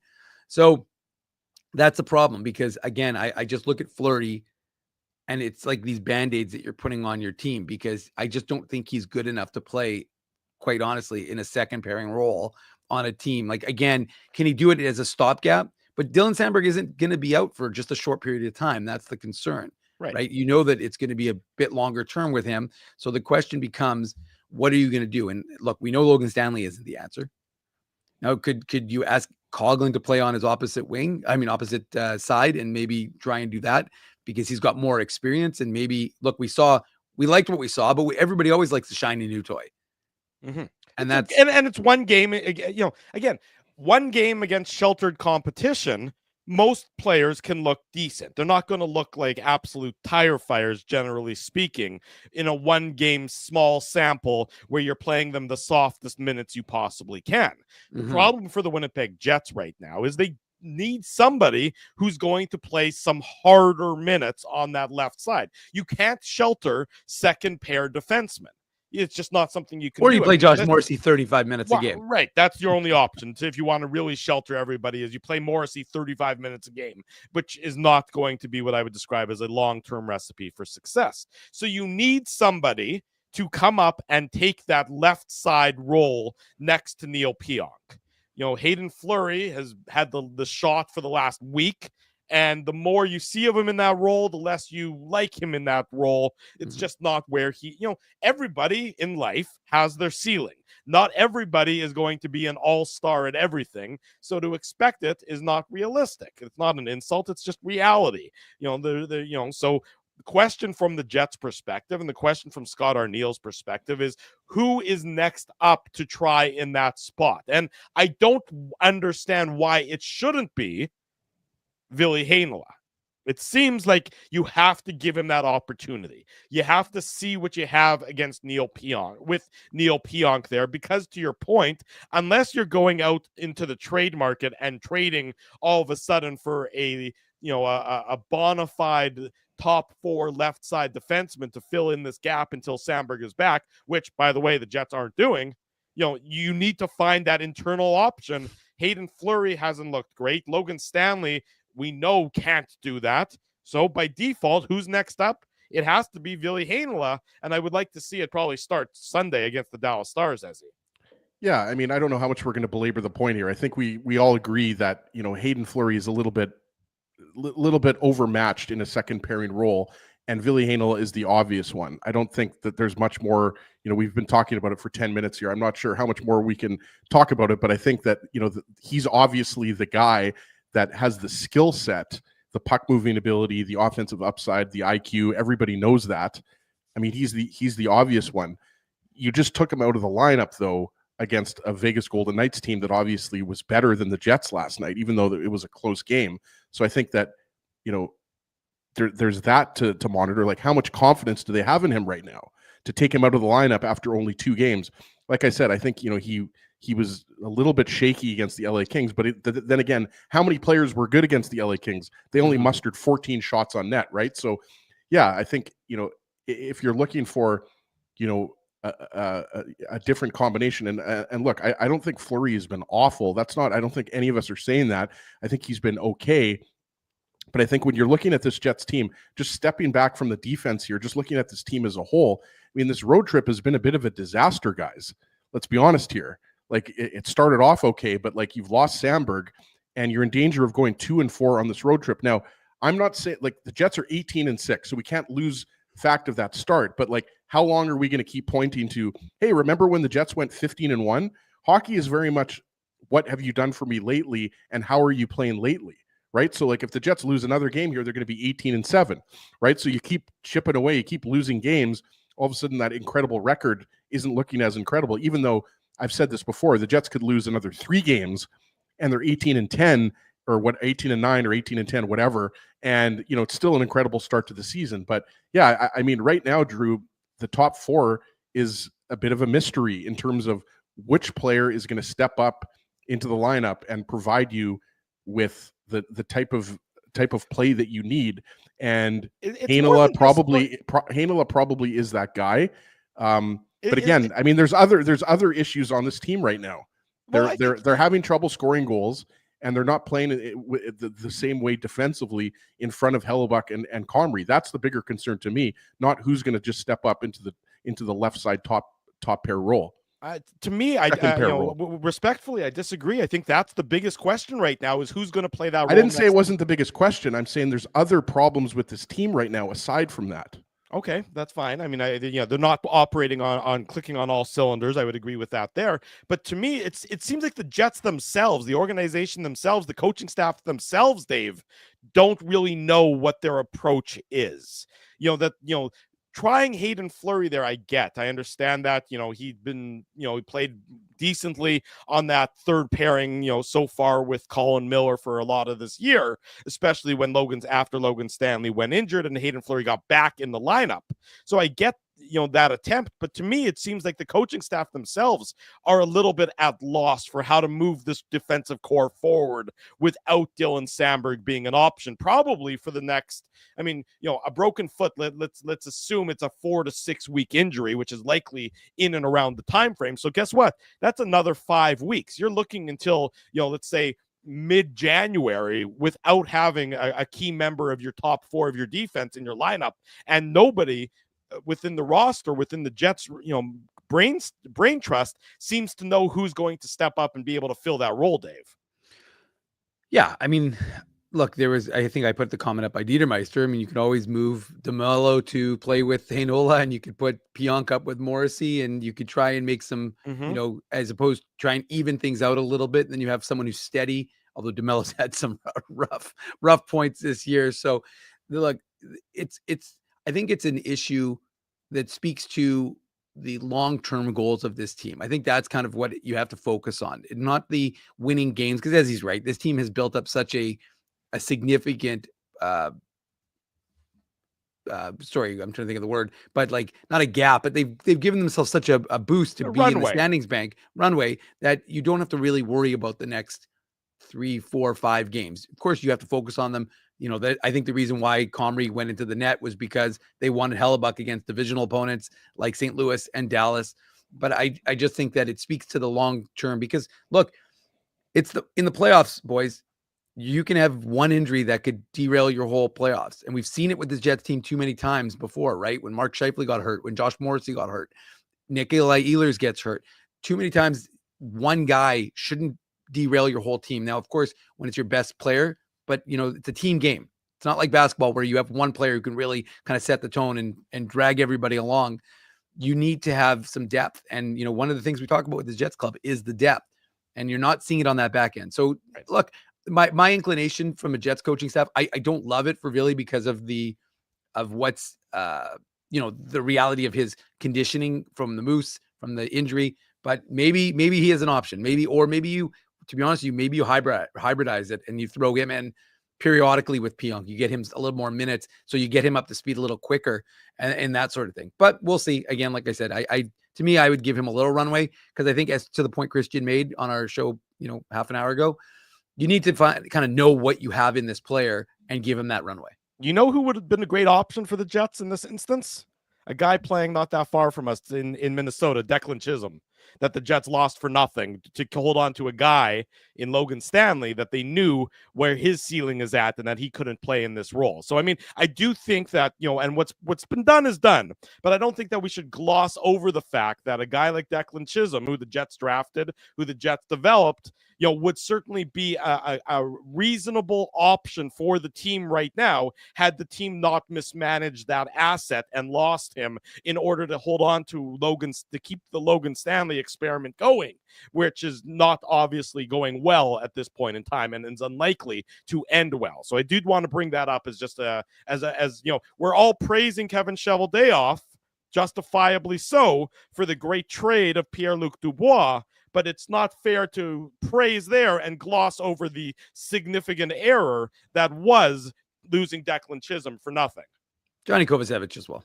Yeah, but Johnny Kovacevic is playing, okay, yes, him as well. But he's actually playing more often, I think, than Chisholm right now, regularly with the Devils. So yeah, that's true. They're both of those are mistakes, are player personnel mistakes that the Jets have made, and now we're trying to scramble to find out, options to make up for that error, and that's something, unfortunately, that the Jets are going to have to try and work through over the coming weeks and coming days without Dylan Samberg in their lineup. They're going to, of course, have to focus on that tomorrow afternoon against the Dallas Stars. The Jets and the Stars, it's a 3:30 Central Time puck drop, if I'm not mistaken, which means post game is going to be right around 6 o'clock. So it's going to be dinner with the curve, if you will, as the Jets and the Stars will do battle, and then we'll break it all down on the Illegal Curve post game show tomorrow evening to see if the Jets can salvage a 500 record on this road trip, which, by the way, if they they can, I think is an impressive victory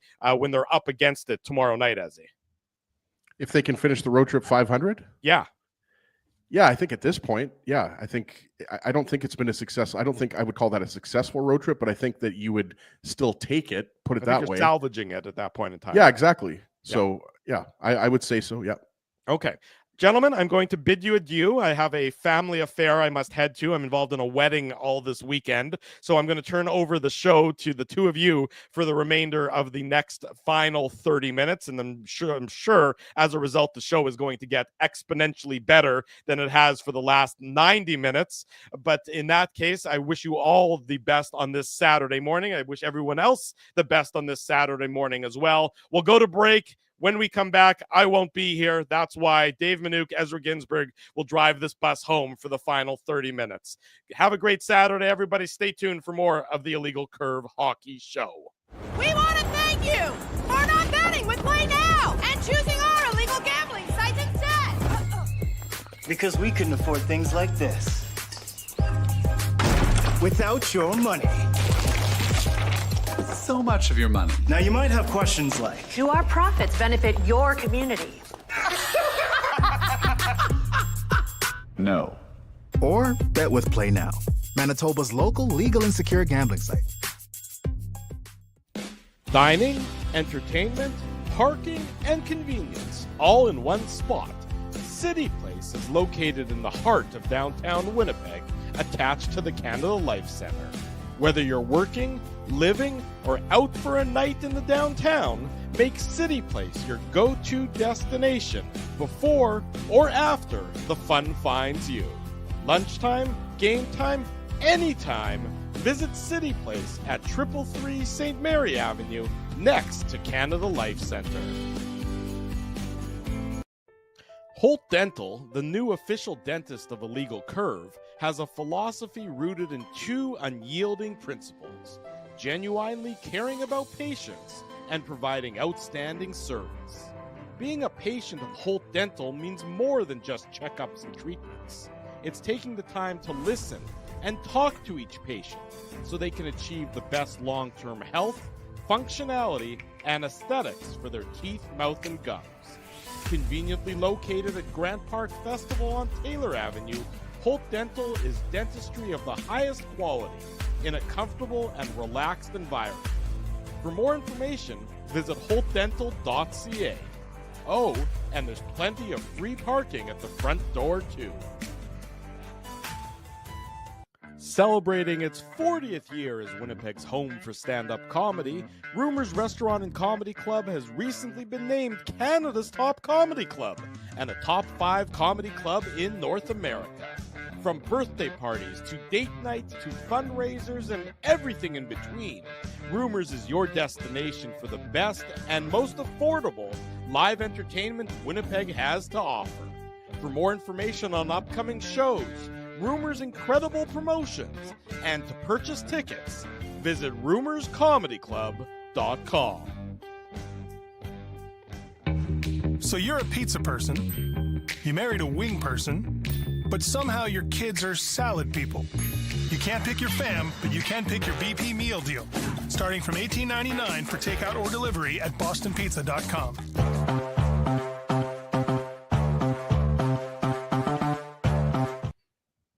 Welcome back to a much better Illegal Curve Hockey Show because it's cleaner. There's myself, Dave Minuk. There's my main man, Ezzy Ginsburg. No Mindell. This is the no Mindell half an hour, Ezzy. We've gotten rid of the dead weight. We're ready to keep this rolling. Talking about the Winnipeg Jets, talking about some other Jets-related news and tidbits. But as we really should preview this game against the Dallas Stars because it's not going to get any easier for the Winnipeg Jets when they go into Dallas, a Dallas team that is trying to push to get back into the top of the Central with the Colorado Avalanche after Minnesota and Winnipeg built such a good kind of,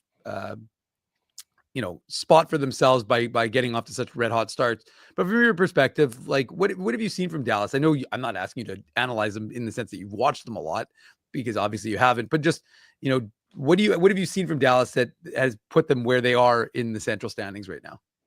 Yeah, well, they're coming off of a couple pretty stinky losses versus the Chicago Blackhawks and the Carolina Hurricanes. They gave up 12 goals in those two games, and then they responded obviously with a big 5-3 win over the Colorado Avalanche. That was last night, right? And I mean, this Stars team, I think we all know how much star power the Dallas Stars have, and what's been kind of the biggest surprise to me just watching them from afar is Jake Ottinger's struggle, and obviously we expect Ottinger to be one of the goalies for Team USA at the Four Nations tournament, but also they've struggled at times to score goals, and obviously not against the Colorado Avalanche, but you look at like Jason Robertson's got 5 goals in 22 games, for example. Like that's not the type of numbers you're expecting from a superstar like Robertson, right? Matt Duchene obviously is over a point per game. I think he's at 27 points in 22 games. Mason Marchment's also off to a good start, point per game.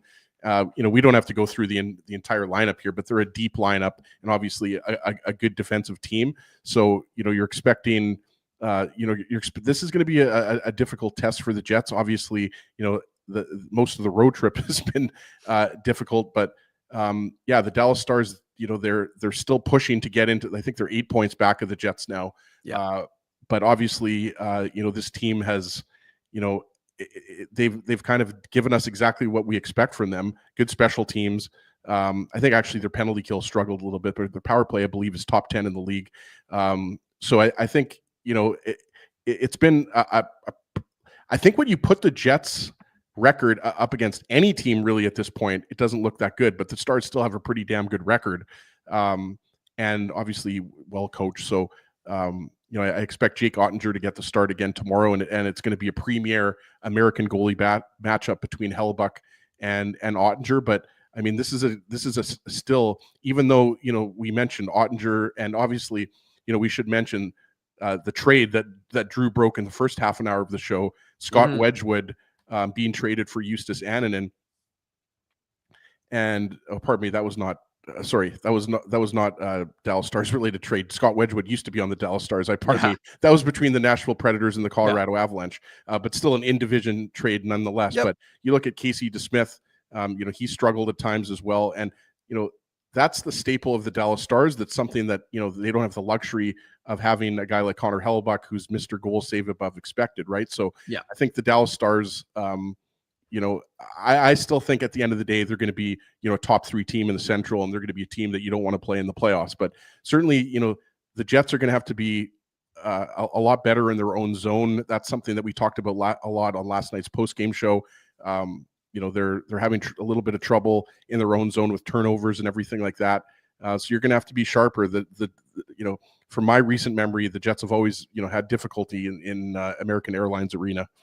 Yeah, not an easy place for them to play. And, it's interesting because Dallas is having success. And you do wonder, and I'm curious your thoughts, does the game with Jake Ottinger getting pulled in Winnipeg, does that factor into his desire? Like, are we going to see Jake Ottinger out of his mind tomorrow just because of how things went, with folks in Winnipeg chanting, U.S. backup at him? So it'd be curious also whether the Dallas fans, maybe there'll be some furries because that's our first experience, of course, was back in the day in Dallas. But, you do wonder if that plays a role because you're right. It's going to be a premier goaltending matchup. And, Connor Hellebuyck is going to want to have another. He knows. I mean, at the end of the day, Connor Hellebuyck is still going to be the best player on this Winnipeg Jets team. Doesn't matter, from what, regardless of position, he's the best player. He's the most important player. He's the team MVP when he's on the ice. And you do wonder with how focused he is and knowing how important this game is, it's an afternoon game, which as you've always mentioned that he likes to play. So you do think about all those things that factor in, and it just kind of adds to this importance. And look, this is, as you said, Ezzy, this is a road trip that has been unsuccessful in the sense that you're not, like, you stole a game. Connor Hellebuyck stole the game in Minnesota, but really that should have been a loss. Shouldn't have been a win. Because Minnesota outplayed you for the most part. You get the 2 points, but you're 2-3-0, and you also lost Dylan Sandberg. So I just think that there's going to be a lot on the Jets to kind of clean up their game, to simplify their game, to get out of those mistakes. I mean, regardless of whether Nikolaj Ehlers is in the lineup or not, which we don't expect, obviously, this team needs to play better because, again, like I said, there's a lot of little mistakes that are happening right now that we haven't seen from this team. And I just think that a Dallas team that is incentivized after being embarrassed by the Jets in Winnipeg, and I don't know if teams hold on to that kind of stuff. Like we ask, I'll be honest with you, I really don't think they do. I mean, the goaltenders may, but I can't tell you how many times I've talked to players and they'll be like, yeah, the goalie. I'm like, you don't know the name of Jake Ottinger? You know what I mean? Like, it's almost like they don't know who their opponent is that night, let alone someone they played 3 weeks ago. So I just look at it as, again, it's just two teams that are needing the as you said, Chicago, they lost to Chicago. They're not happy. They beat Colorado. I was reading a little bit of Mike Heika's report when we had him on, but he of course covers the Dallas Stars. And he was just talking about how Pete DeBoer was happier with the way, his 4 lines were rolling. But it's interesting to see even a guy like Jason Robertson isn't scoring. I mean, Jets fans always know because Jason Robertson always has good games against the Jets. But, I think he's only got 5 goals this season. And so there's some guys who just aren't producing. Wyatt Johnston, he's a phenomenal young player. He's only got 3 goals. So it's just from that perspective that you look at the Dallas Stars and they're not necessarily getting as much contributions. But I think it's kind of like the way of the NHL right now, as teams are having, it's unusual what Dallas, what Winnipeg and Minnesota have done.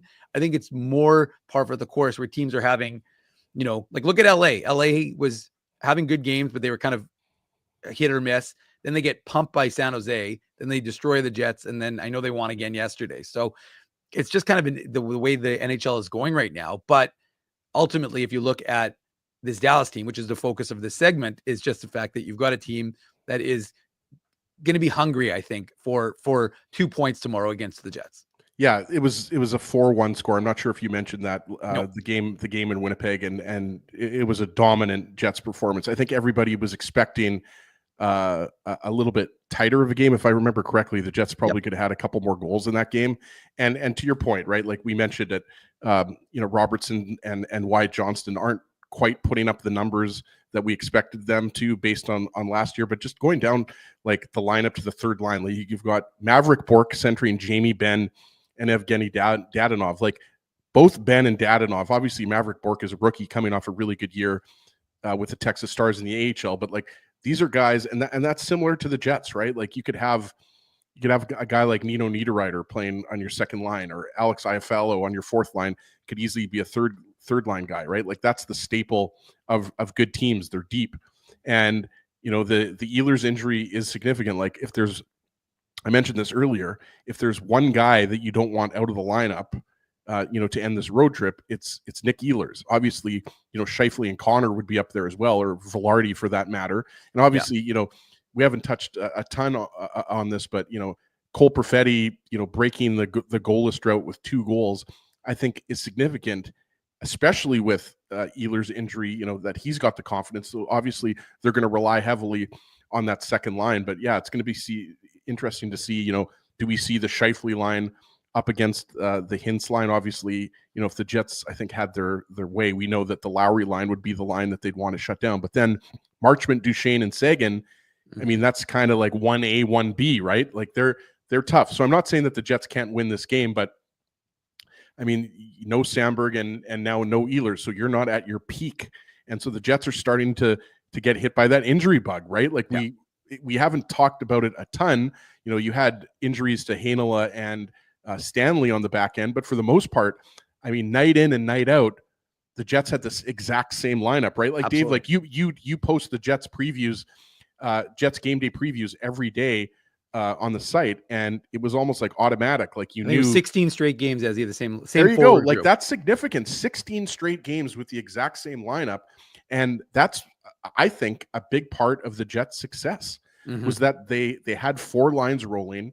Their defense was playing really solid. Obviously, Hellebuck is going to give you Vezina quality goaltending. I mean, he's going to have a bad game here and there, but for the most part, he's going to be one of the best goalies in the league, if not the best goalie in the league. And now you're starting to face, I think, your first real adversity of the year, right? Like we talked about the second D pair quite a bit last segment when Drew was still on the show. I think going forward, that's something to be concerned about. But I think also you have to be concerned about, you've got Scheifele dealing with an injury, now playing on the wing as opposed to center. And now you've got uncertainty with Ehlers' health. And it's possible he only misses 1 game and he's back next Tuesday versus St. Louis? We don't know. I mean, it was a very innocuous looking situation, I would say, right, Dave? Absolutely. Like, we don't sure. really know. Like, he got tangled up. I forget who he got tangled up with on the Vegas Golden Knights. Doesn't matter, but it was kind of like we were kind of speculating. Was it an ankle? Was it a knee thing? Was it a groin thing? Like, it's really hard to play the guessing game. But regardless, I mean, now you're starting to deal with some very significant injuries. You're talking about, a second line winger, a second line defenseman. And, I really wonder, is this when Chevy goes waiver wire hunting, right? Like, is this when he goes and tries to make a move here? Because Sandberg's going to be out for at least another, 2 or 3 weeks? You got to think maybe a month. More, I think. After that block shot, right? On the Steven Stamkos shot. And then, Ehlers, if he's out any significant amount of time, especially with like Scheifele, Connor, Velarde, I think have played well. I think I was getting a little bit of pushback in the chat there. Like, I still think Kyle Connor is playing at a very elite level. Obviously, he could be scoring a few more goals on this road trip. Let's be honest here. He's mainly getting assists, but these are things that the Jets are going to have to battle through. So I think tomorrow afternoon, you're going to see a game where the Jets are going to just try to do anything to squeeze out 2 points. Like, this is going to be a tough one, I think, for the Jets. Again, I'm not going to make a prediction, Dave, and say, this is going to be a low-scoring game, or, the Jets are going to lose this game or win this game. I'm not going to say anything, but I think just when you factor everything in, last game of a road trip, and you've got some uncertainty with the Ehlers situation, most likely he's not going to play, and then you have a D group who's kind of now they're trying to find their identity a little bit, right? You've got some different bodies coming in and out. Heinola has had varying degrees of success. I do think Heinola is going to go back into the lineup tomorrow. In terms of Dylan Coghlan versus Colin Miller, I'm kind of leaning towards going back to Colin Miller, but we'll see what happens there. Dylan Coghlan, just quickly, I think, the fact that he would be able to go into the lineup and play pretty solid for his first NHL game of the year, I think is promising. Yeah. Could he be an option on the offside? We'll see. Scott Arniel does have options there, but for now, I think, this game coming up against Dallas, it's not going to be easy for the Jets to leave that building with 2 points. No, it was Dora 5, by the way, who the Vegas Golden Knights player who Ehlers tried to take out with a hit and then got taken out himself by him, unfortunately for himself and the Jets. But yeah, I mean, without belaboring it, as I think that it's going to be a kind of a, can you pick up your boots? Can you get ready for this game? Because it's going to have to be all hands on deck. I mean, when you're a wounded animal, you have to play as such. And, this Jets team has to understand the limitations now, as you've listed, and I don't need to reiterate them, but I will just quickly, with Mark Scheifele's hampering, with Nikolaj Ehlers potentially out of the lineup, with Dylan Sandberg out of the lineup, you are not the team that you were 2 weeks ago. Now, The truth is, at the end of the day, no team goes through 82 games in a season and is healthy. Vegas didn't have Mark Stone, guys. Like, let's remember, that's their best player, or maybe you could argue Jack Eichel, but one of their best players wasn't in the lineup. Probably best all-around player. Yeah. Right. I'd say best two-way player for sure. Right. They didn't have Zach Whitecloud in the lineup. So Vegas was dealing with injuries. Every team deals with injuries, especially at this point of the season, and especially with a condensed schedule. That's, something that also has to be taken into consideration because of this Four Nations thing. So that's part of the reality for Winnipeg Jets, is that last year you got exceptionally lucky in that your D core was healthy the entirety of the year. This year, not so much. You're dealing with adversity, but that's just the reality of playing hockey. As you don't have any other options. You can't be like, well, like every team has to deal with it. Like the Oilers lost Connor McDavid. They didn't lose him for as long as they thought they were going to, but every team does it. So it's not that. Well, another example is the Toronto Maple Leafs with Auston Matthews. I think, if I'm not mistaken, the record was 6-3-1 or 7-3 without Auston Matthews in the lineup for 10 games. I believe he is scheduled to come back tonight against Tampa Bay. But yeah, to your point, Dave, like the type of luck, if you want to call it that, or just the type of consistency that they had last year with not really having any major injuries on the back end. I mean, it's tested. And I think, Chevy deserves a lot of credit for bringing in Hayden Fleury and Dylan Coghlan, because I think these guys were underrated signings in terms of just stockpiling the depth. But I think we're starting to see that left side unless you're going like Ville Heinola is the key here. He really is the key. And again, I we've talked about it a lot here. We're an hour and 45 minutes into the show here, and we've talked a lot about it. But really, like, it seems like you could have, we probably had this conversation a couple of years ago, Dave, at this point. But it is time in this situation for me to have him in the lineup. Yeah. And even if he makes a mistake or two in game, keep him in the lineup, because I think last year, you remember, there was a brief period where you saw Dylan Sandberg and Neil Pionk together, and they were really good together. And I'm not saying that Ville Heinola is Dylan Sandberg, but what I'm saying is, like, at 23 years old and with all of his pro experience with the Manitoba Moose, we know he can play in an elevated role, right? Like you always talk about it. He goes out there, plays top pair, first power play, everything like that. Like, I don't think you're throwing a guy into the fire. I'm not saying that you play him second pair against Dallas, Dave, but I'm saying at some point here in the next, 2 to 3 weeks, I think you got to try him out on that second pair left side. I really do. And I think that's the key. And he could become, he could kind of stabilize this defense a little bit. Neil Pionk is having a great year.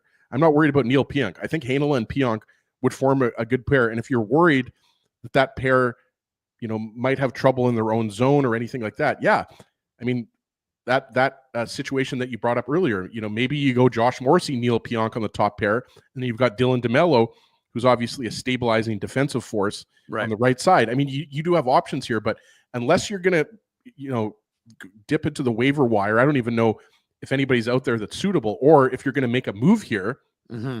We talked about it. Colorado and Nashville made a trade swapping goalies, even though I forgot that it wasn't Dallas, because Scott Wedgwood was on the Stars for a few years. But regardless, I mean, I think you got to go with that, don't you? I mean, this is time.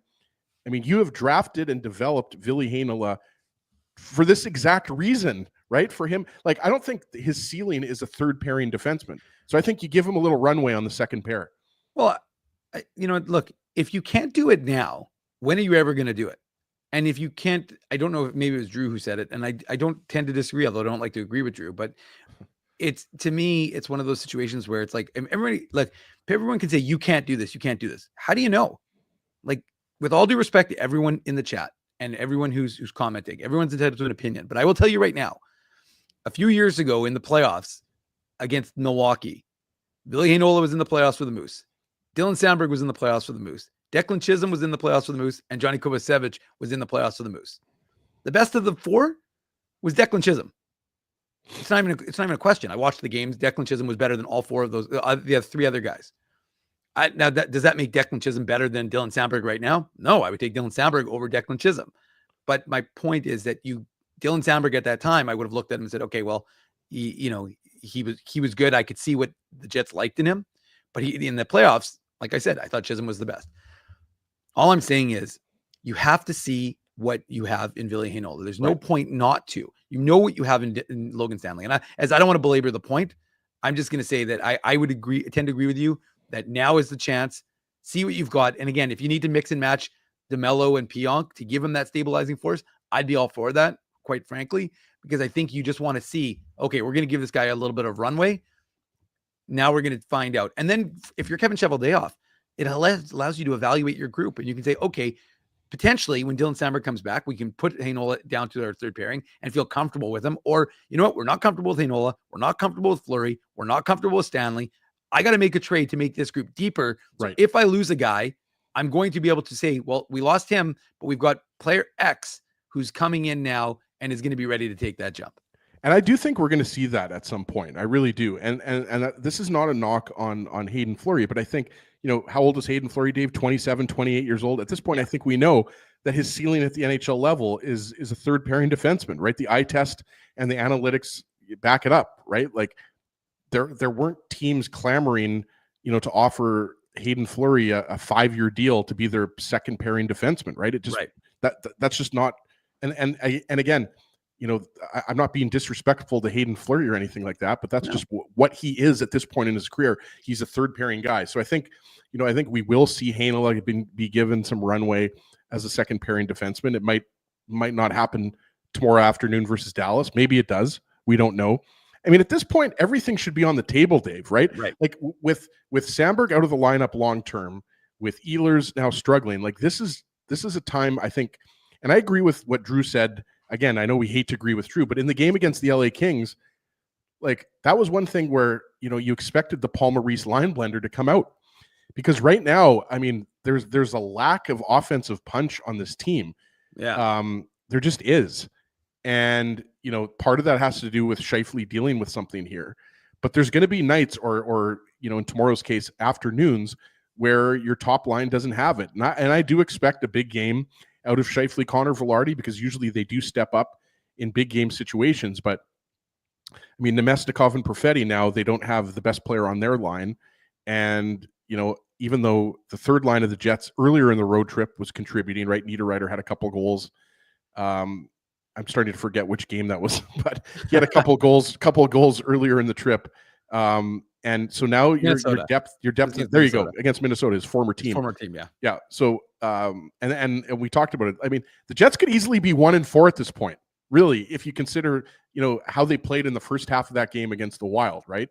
I mean, it's easy to say that. You could say, well, you know, last night's game was a 1-goal game, so the Jets could have easily won that, and then they'd be 3-2 on this road trip as opposed to 2-3. We could play that game, but you know, it's been a tough road trip, and I think at this point, like I said, you know, maybe this is simplifying it too much, Dave, but I think if the Jets are able to get out of that game with 2 points, that's going to be huge. I'm not talking about making this road trip a success or unsuccessful. I'm not talking about that. I'm just talking about this one game.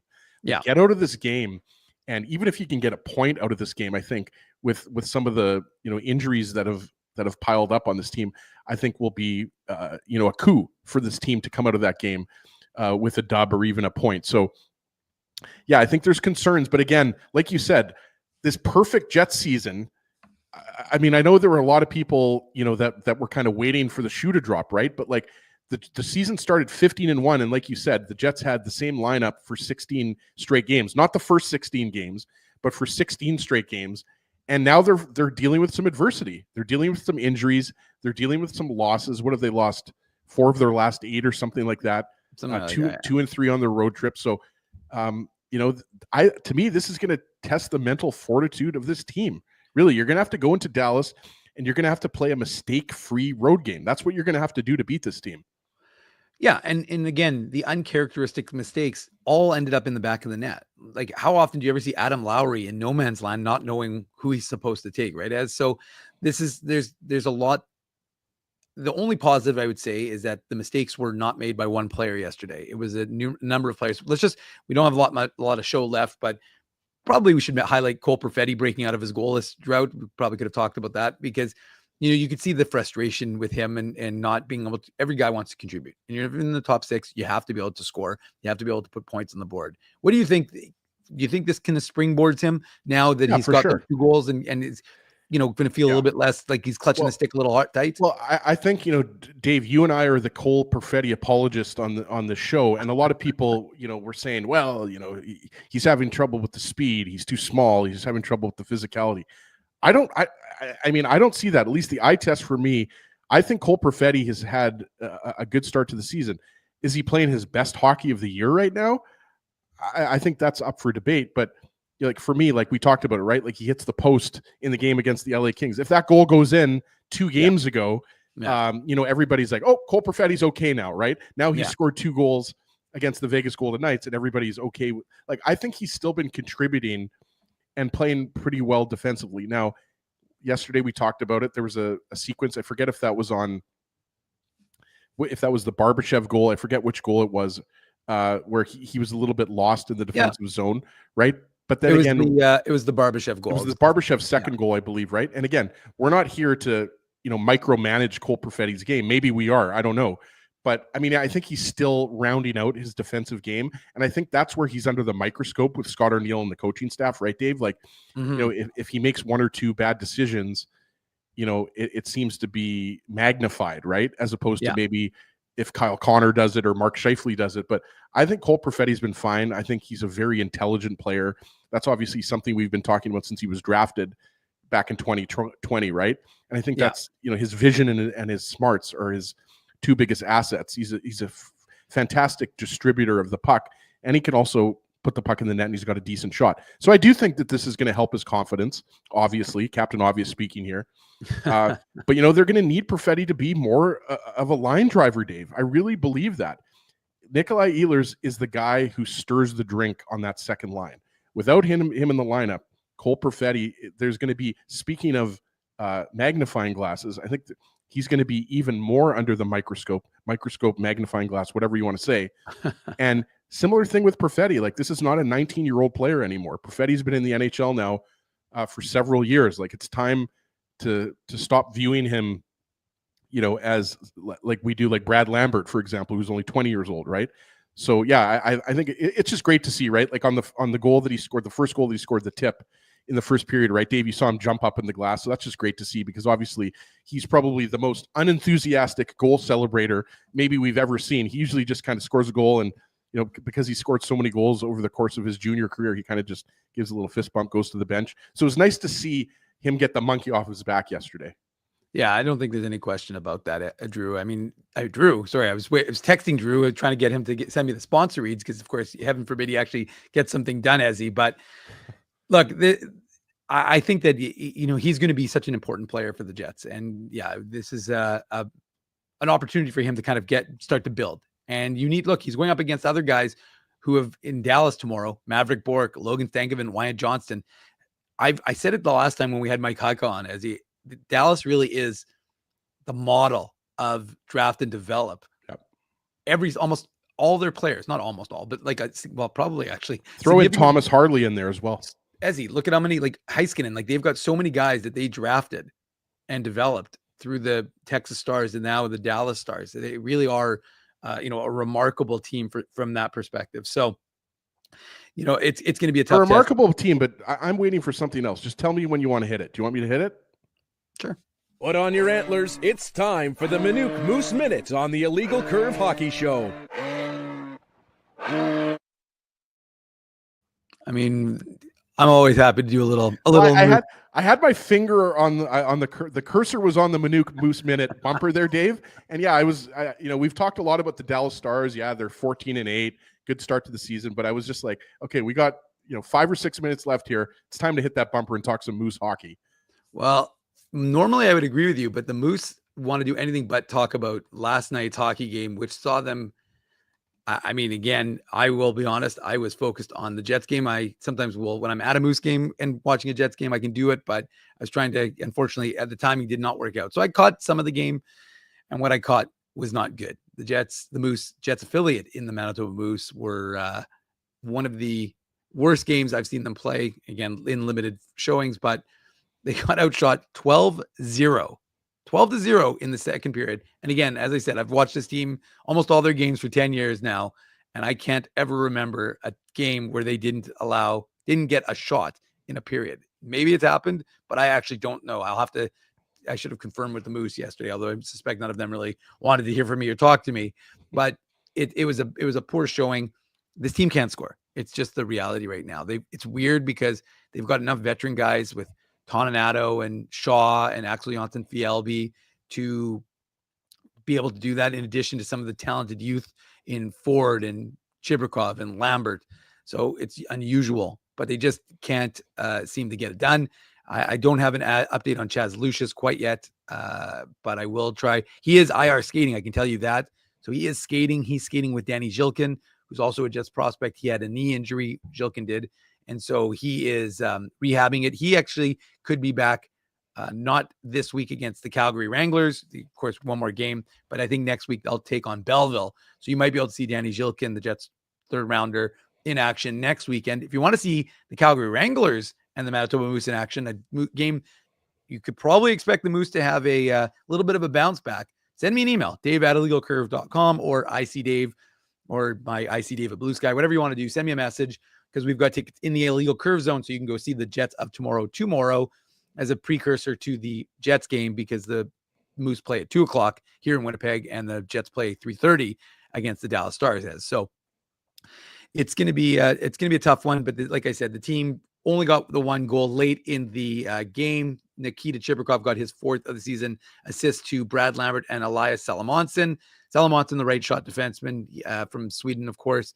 He's been looking better and better, getting more comfortable playing on North American ice surfaces. But again, I wouldn't be rushing him into the Jets lineup just yet. A lot of the points, and again, it's worth noting, I think, as a lot of the points that the Jets are scoring right now are from, as a team, are from the on the power play, on special teams. So not a ton of 5-on-5 success. And like I said, not a ton of success, period, unfortunately, for the Winnipeg Jets affiliate in the Manitoba Moose. So it's a bit of a slug, but like all things, they're going to have to see what they've got in the tank. And probably should mention, because we kind of talked about it a little bit, named Dominic Toninato is the 12th captain in the organization's history. Technically, he's the 11th for the Moose, because Jason Jaffrey wore the C when they were in St. John's for 4 years. So technically, it's one of those trivia things, as he's the 11th Moose captain. He's the 12th organizational captain, but he's a good choice. And then along with Dominic Toninato, they named Mason Shaw, who's in his first year here in Manitoba. And well, technically, I should say the Jets organization, because he's on an NHL contract. And then Ashton Sautner from John Ginsberg's hometown of Flin Flon, Manitoba. He is the other alternate captain. So they'll, like I said, we'll see. These guys have some pride, and they're not going to be happy. Calgary's a very good team. The Wranglers, they've got a very good young team. Well, I was just looking, obviously Dustin Wolf is having a great season for the Flames. Yeah. Wolf was their goalie for 3 or 4 years, Dave. Yeah, back-to-back AHL goalie. Devin Cooley, I did not know a lot about, but I'm looking at his numbers. 941 save percentage, goals against below 2 in 15 games, like pretty good. And obviously, there's a few familiar names, like Jacob Pelletier is a first-round pick of the Flames. He's a point-per-game player. But like you said, Dave, I mean, I'm not going to add too much to it, because obviously I don't watch the Moose a lot. I'm hoping to catch a couple of games, take my kids to a couple of games this year. But, goal scoring, it's got to be better. And like you said, like, Chibrikov and Lambert obviously are leading the team in points right now, but you need some more goal scoring out of those veterans like Toninato and Janssen Fjallby and Mason Shaw. And obviously, we're hoping that Chaz Lucius and Danny Zilkin are back in the lineup sooner rather than later. So hopefully they're able to turn it around tomorrow afternoon versus the Calgary Wranglers. But they're going through, like, similar to the Jets right now. They're going through a rough time, and they're going to have to find a way to get out of this and, score by committee, right? Usually this team doesn't have necessarily 1 or 2 guys that you can point to right now that are going to score, 2 goals every game. Brad Lambert seemed to be that guy last year. So I'm not sure, Dave, like, from what you've watched, like why do you think he's struggling? I know I'm not putting you on the spot here, but obviously, his offensive numbers aren't where we expected them to be, right? No, I mean, it's a fair point. He's looked good, but I think, like a lot of the team, I mean, you watch some of the plays, like yesterday, there's a play in front of the net. The puck comes out. I mean, it's a bad giveaway by Salamonson behind the net. But Lambert is kind of caught, kind of whiffing at the puck. He doesn't take the body. So in terms of scoring, I think it's just, they're not playing well defensively. And I think that's leading to not having the puck as much offensively. And I think that's part of it, Ezzy. And so, like I said, this is a team that needs to hit the reset button in a big way, because their season's going to get away from them. And the other thing that's questionable, they've gone with Capo Kakin in the last 4 games. So, maybe they want to get him some games in, but I'm a little surprised that Thomas Milic, and again, Thomas Milic wasn't having the best season either, but I was a little surprised that they haven't gotten him into any of these games he's played. So they let Kakinen play all 3 games against Chicago. And then, of course, last night against, I should say Milic did get in, Ezzy, after they pulled Kakinen, because Kakinen gave 4 goals on 7 shots against Calgary. So, and I'm not going to entirely blame him. The first 2 goals weren't great, but the team kind of abandoned ship on him on some of the plays. So that's as much Moose talk. And the only other player I should mention who's injured, they're missing Simon Lundmark, who's the right shot defenseman, 2nd rounder of the Jets. So that's significant, because he's a top pairing guy for them, right? Absolutely. No, it is a big loss. But I will say, like I said, the one positive in Jets land on Friday, Kieran Walton, the 2024 6th rounder, as he 6th round steal. We got to start saying 6th round steal, 6'6" winger, big shot, left shot guy. And he looked really good. Like, honestly, he almost had the hat trick yesterday, 2 goals, 2 assists for Sudbury. He's killing it. He's leading Sudbury, I think, in points by, 13 or 14 on his next closest guy. He's technically tied for 5th in OHL scoring, but he's got a few less goals, or he's got less goals per game than his competition, who are in 5 and 6. So he's ranked 7th right now, but he shoots a lot. He's looking really good. His, like I said, his points per game are like 1.4, I think, or whatever it was. I have it. No, but it was up from, he was 0.66 as he last year. So he's had quite the jump from where. So hold on, he was 0.66 points per game. He's 6'6", and he was drafted in the 6th round. Is that correct? That is correct. And sorry, he's 1. Well, that's a little eerie. 1.56 in terms of his points per game this year. So he's a real good prospect to watch, as is Kevin He, as is Braden Yager. So we'll see. Although it's funny, there's a little controversy on how to pronounce it, because the play-by-play voice says Yager, but it's interesting. Our friend Craig Button says Jaeger. So I thought it was Yager. I mean, usually you want to defer to the play-by-play guy. That's why I love Craig, but I'm going to defer to the play-by-play voice on this one. So because he keeps saying Jaeger, so I'm going to go with Jaeger. Yeah. Although you can't say Jaeger bombs, but anyways, regardless. Okay, well, it's been a great show. We've gone a little overtime because no Mindell, which means Ezzy and I can go long if we want. And that's sometimes what we want to do. But we want to thank you for spending your Saturday morning here with us on the Illegal Curve Hockey Show.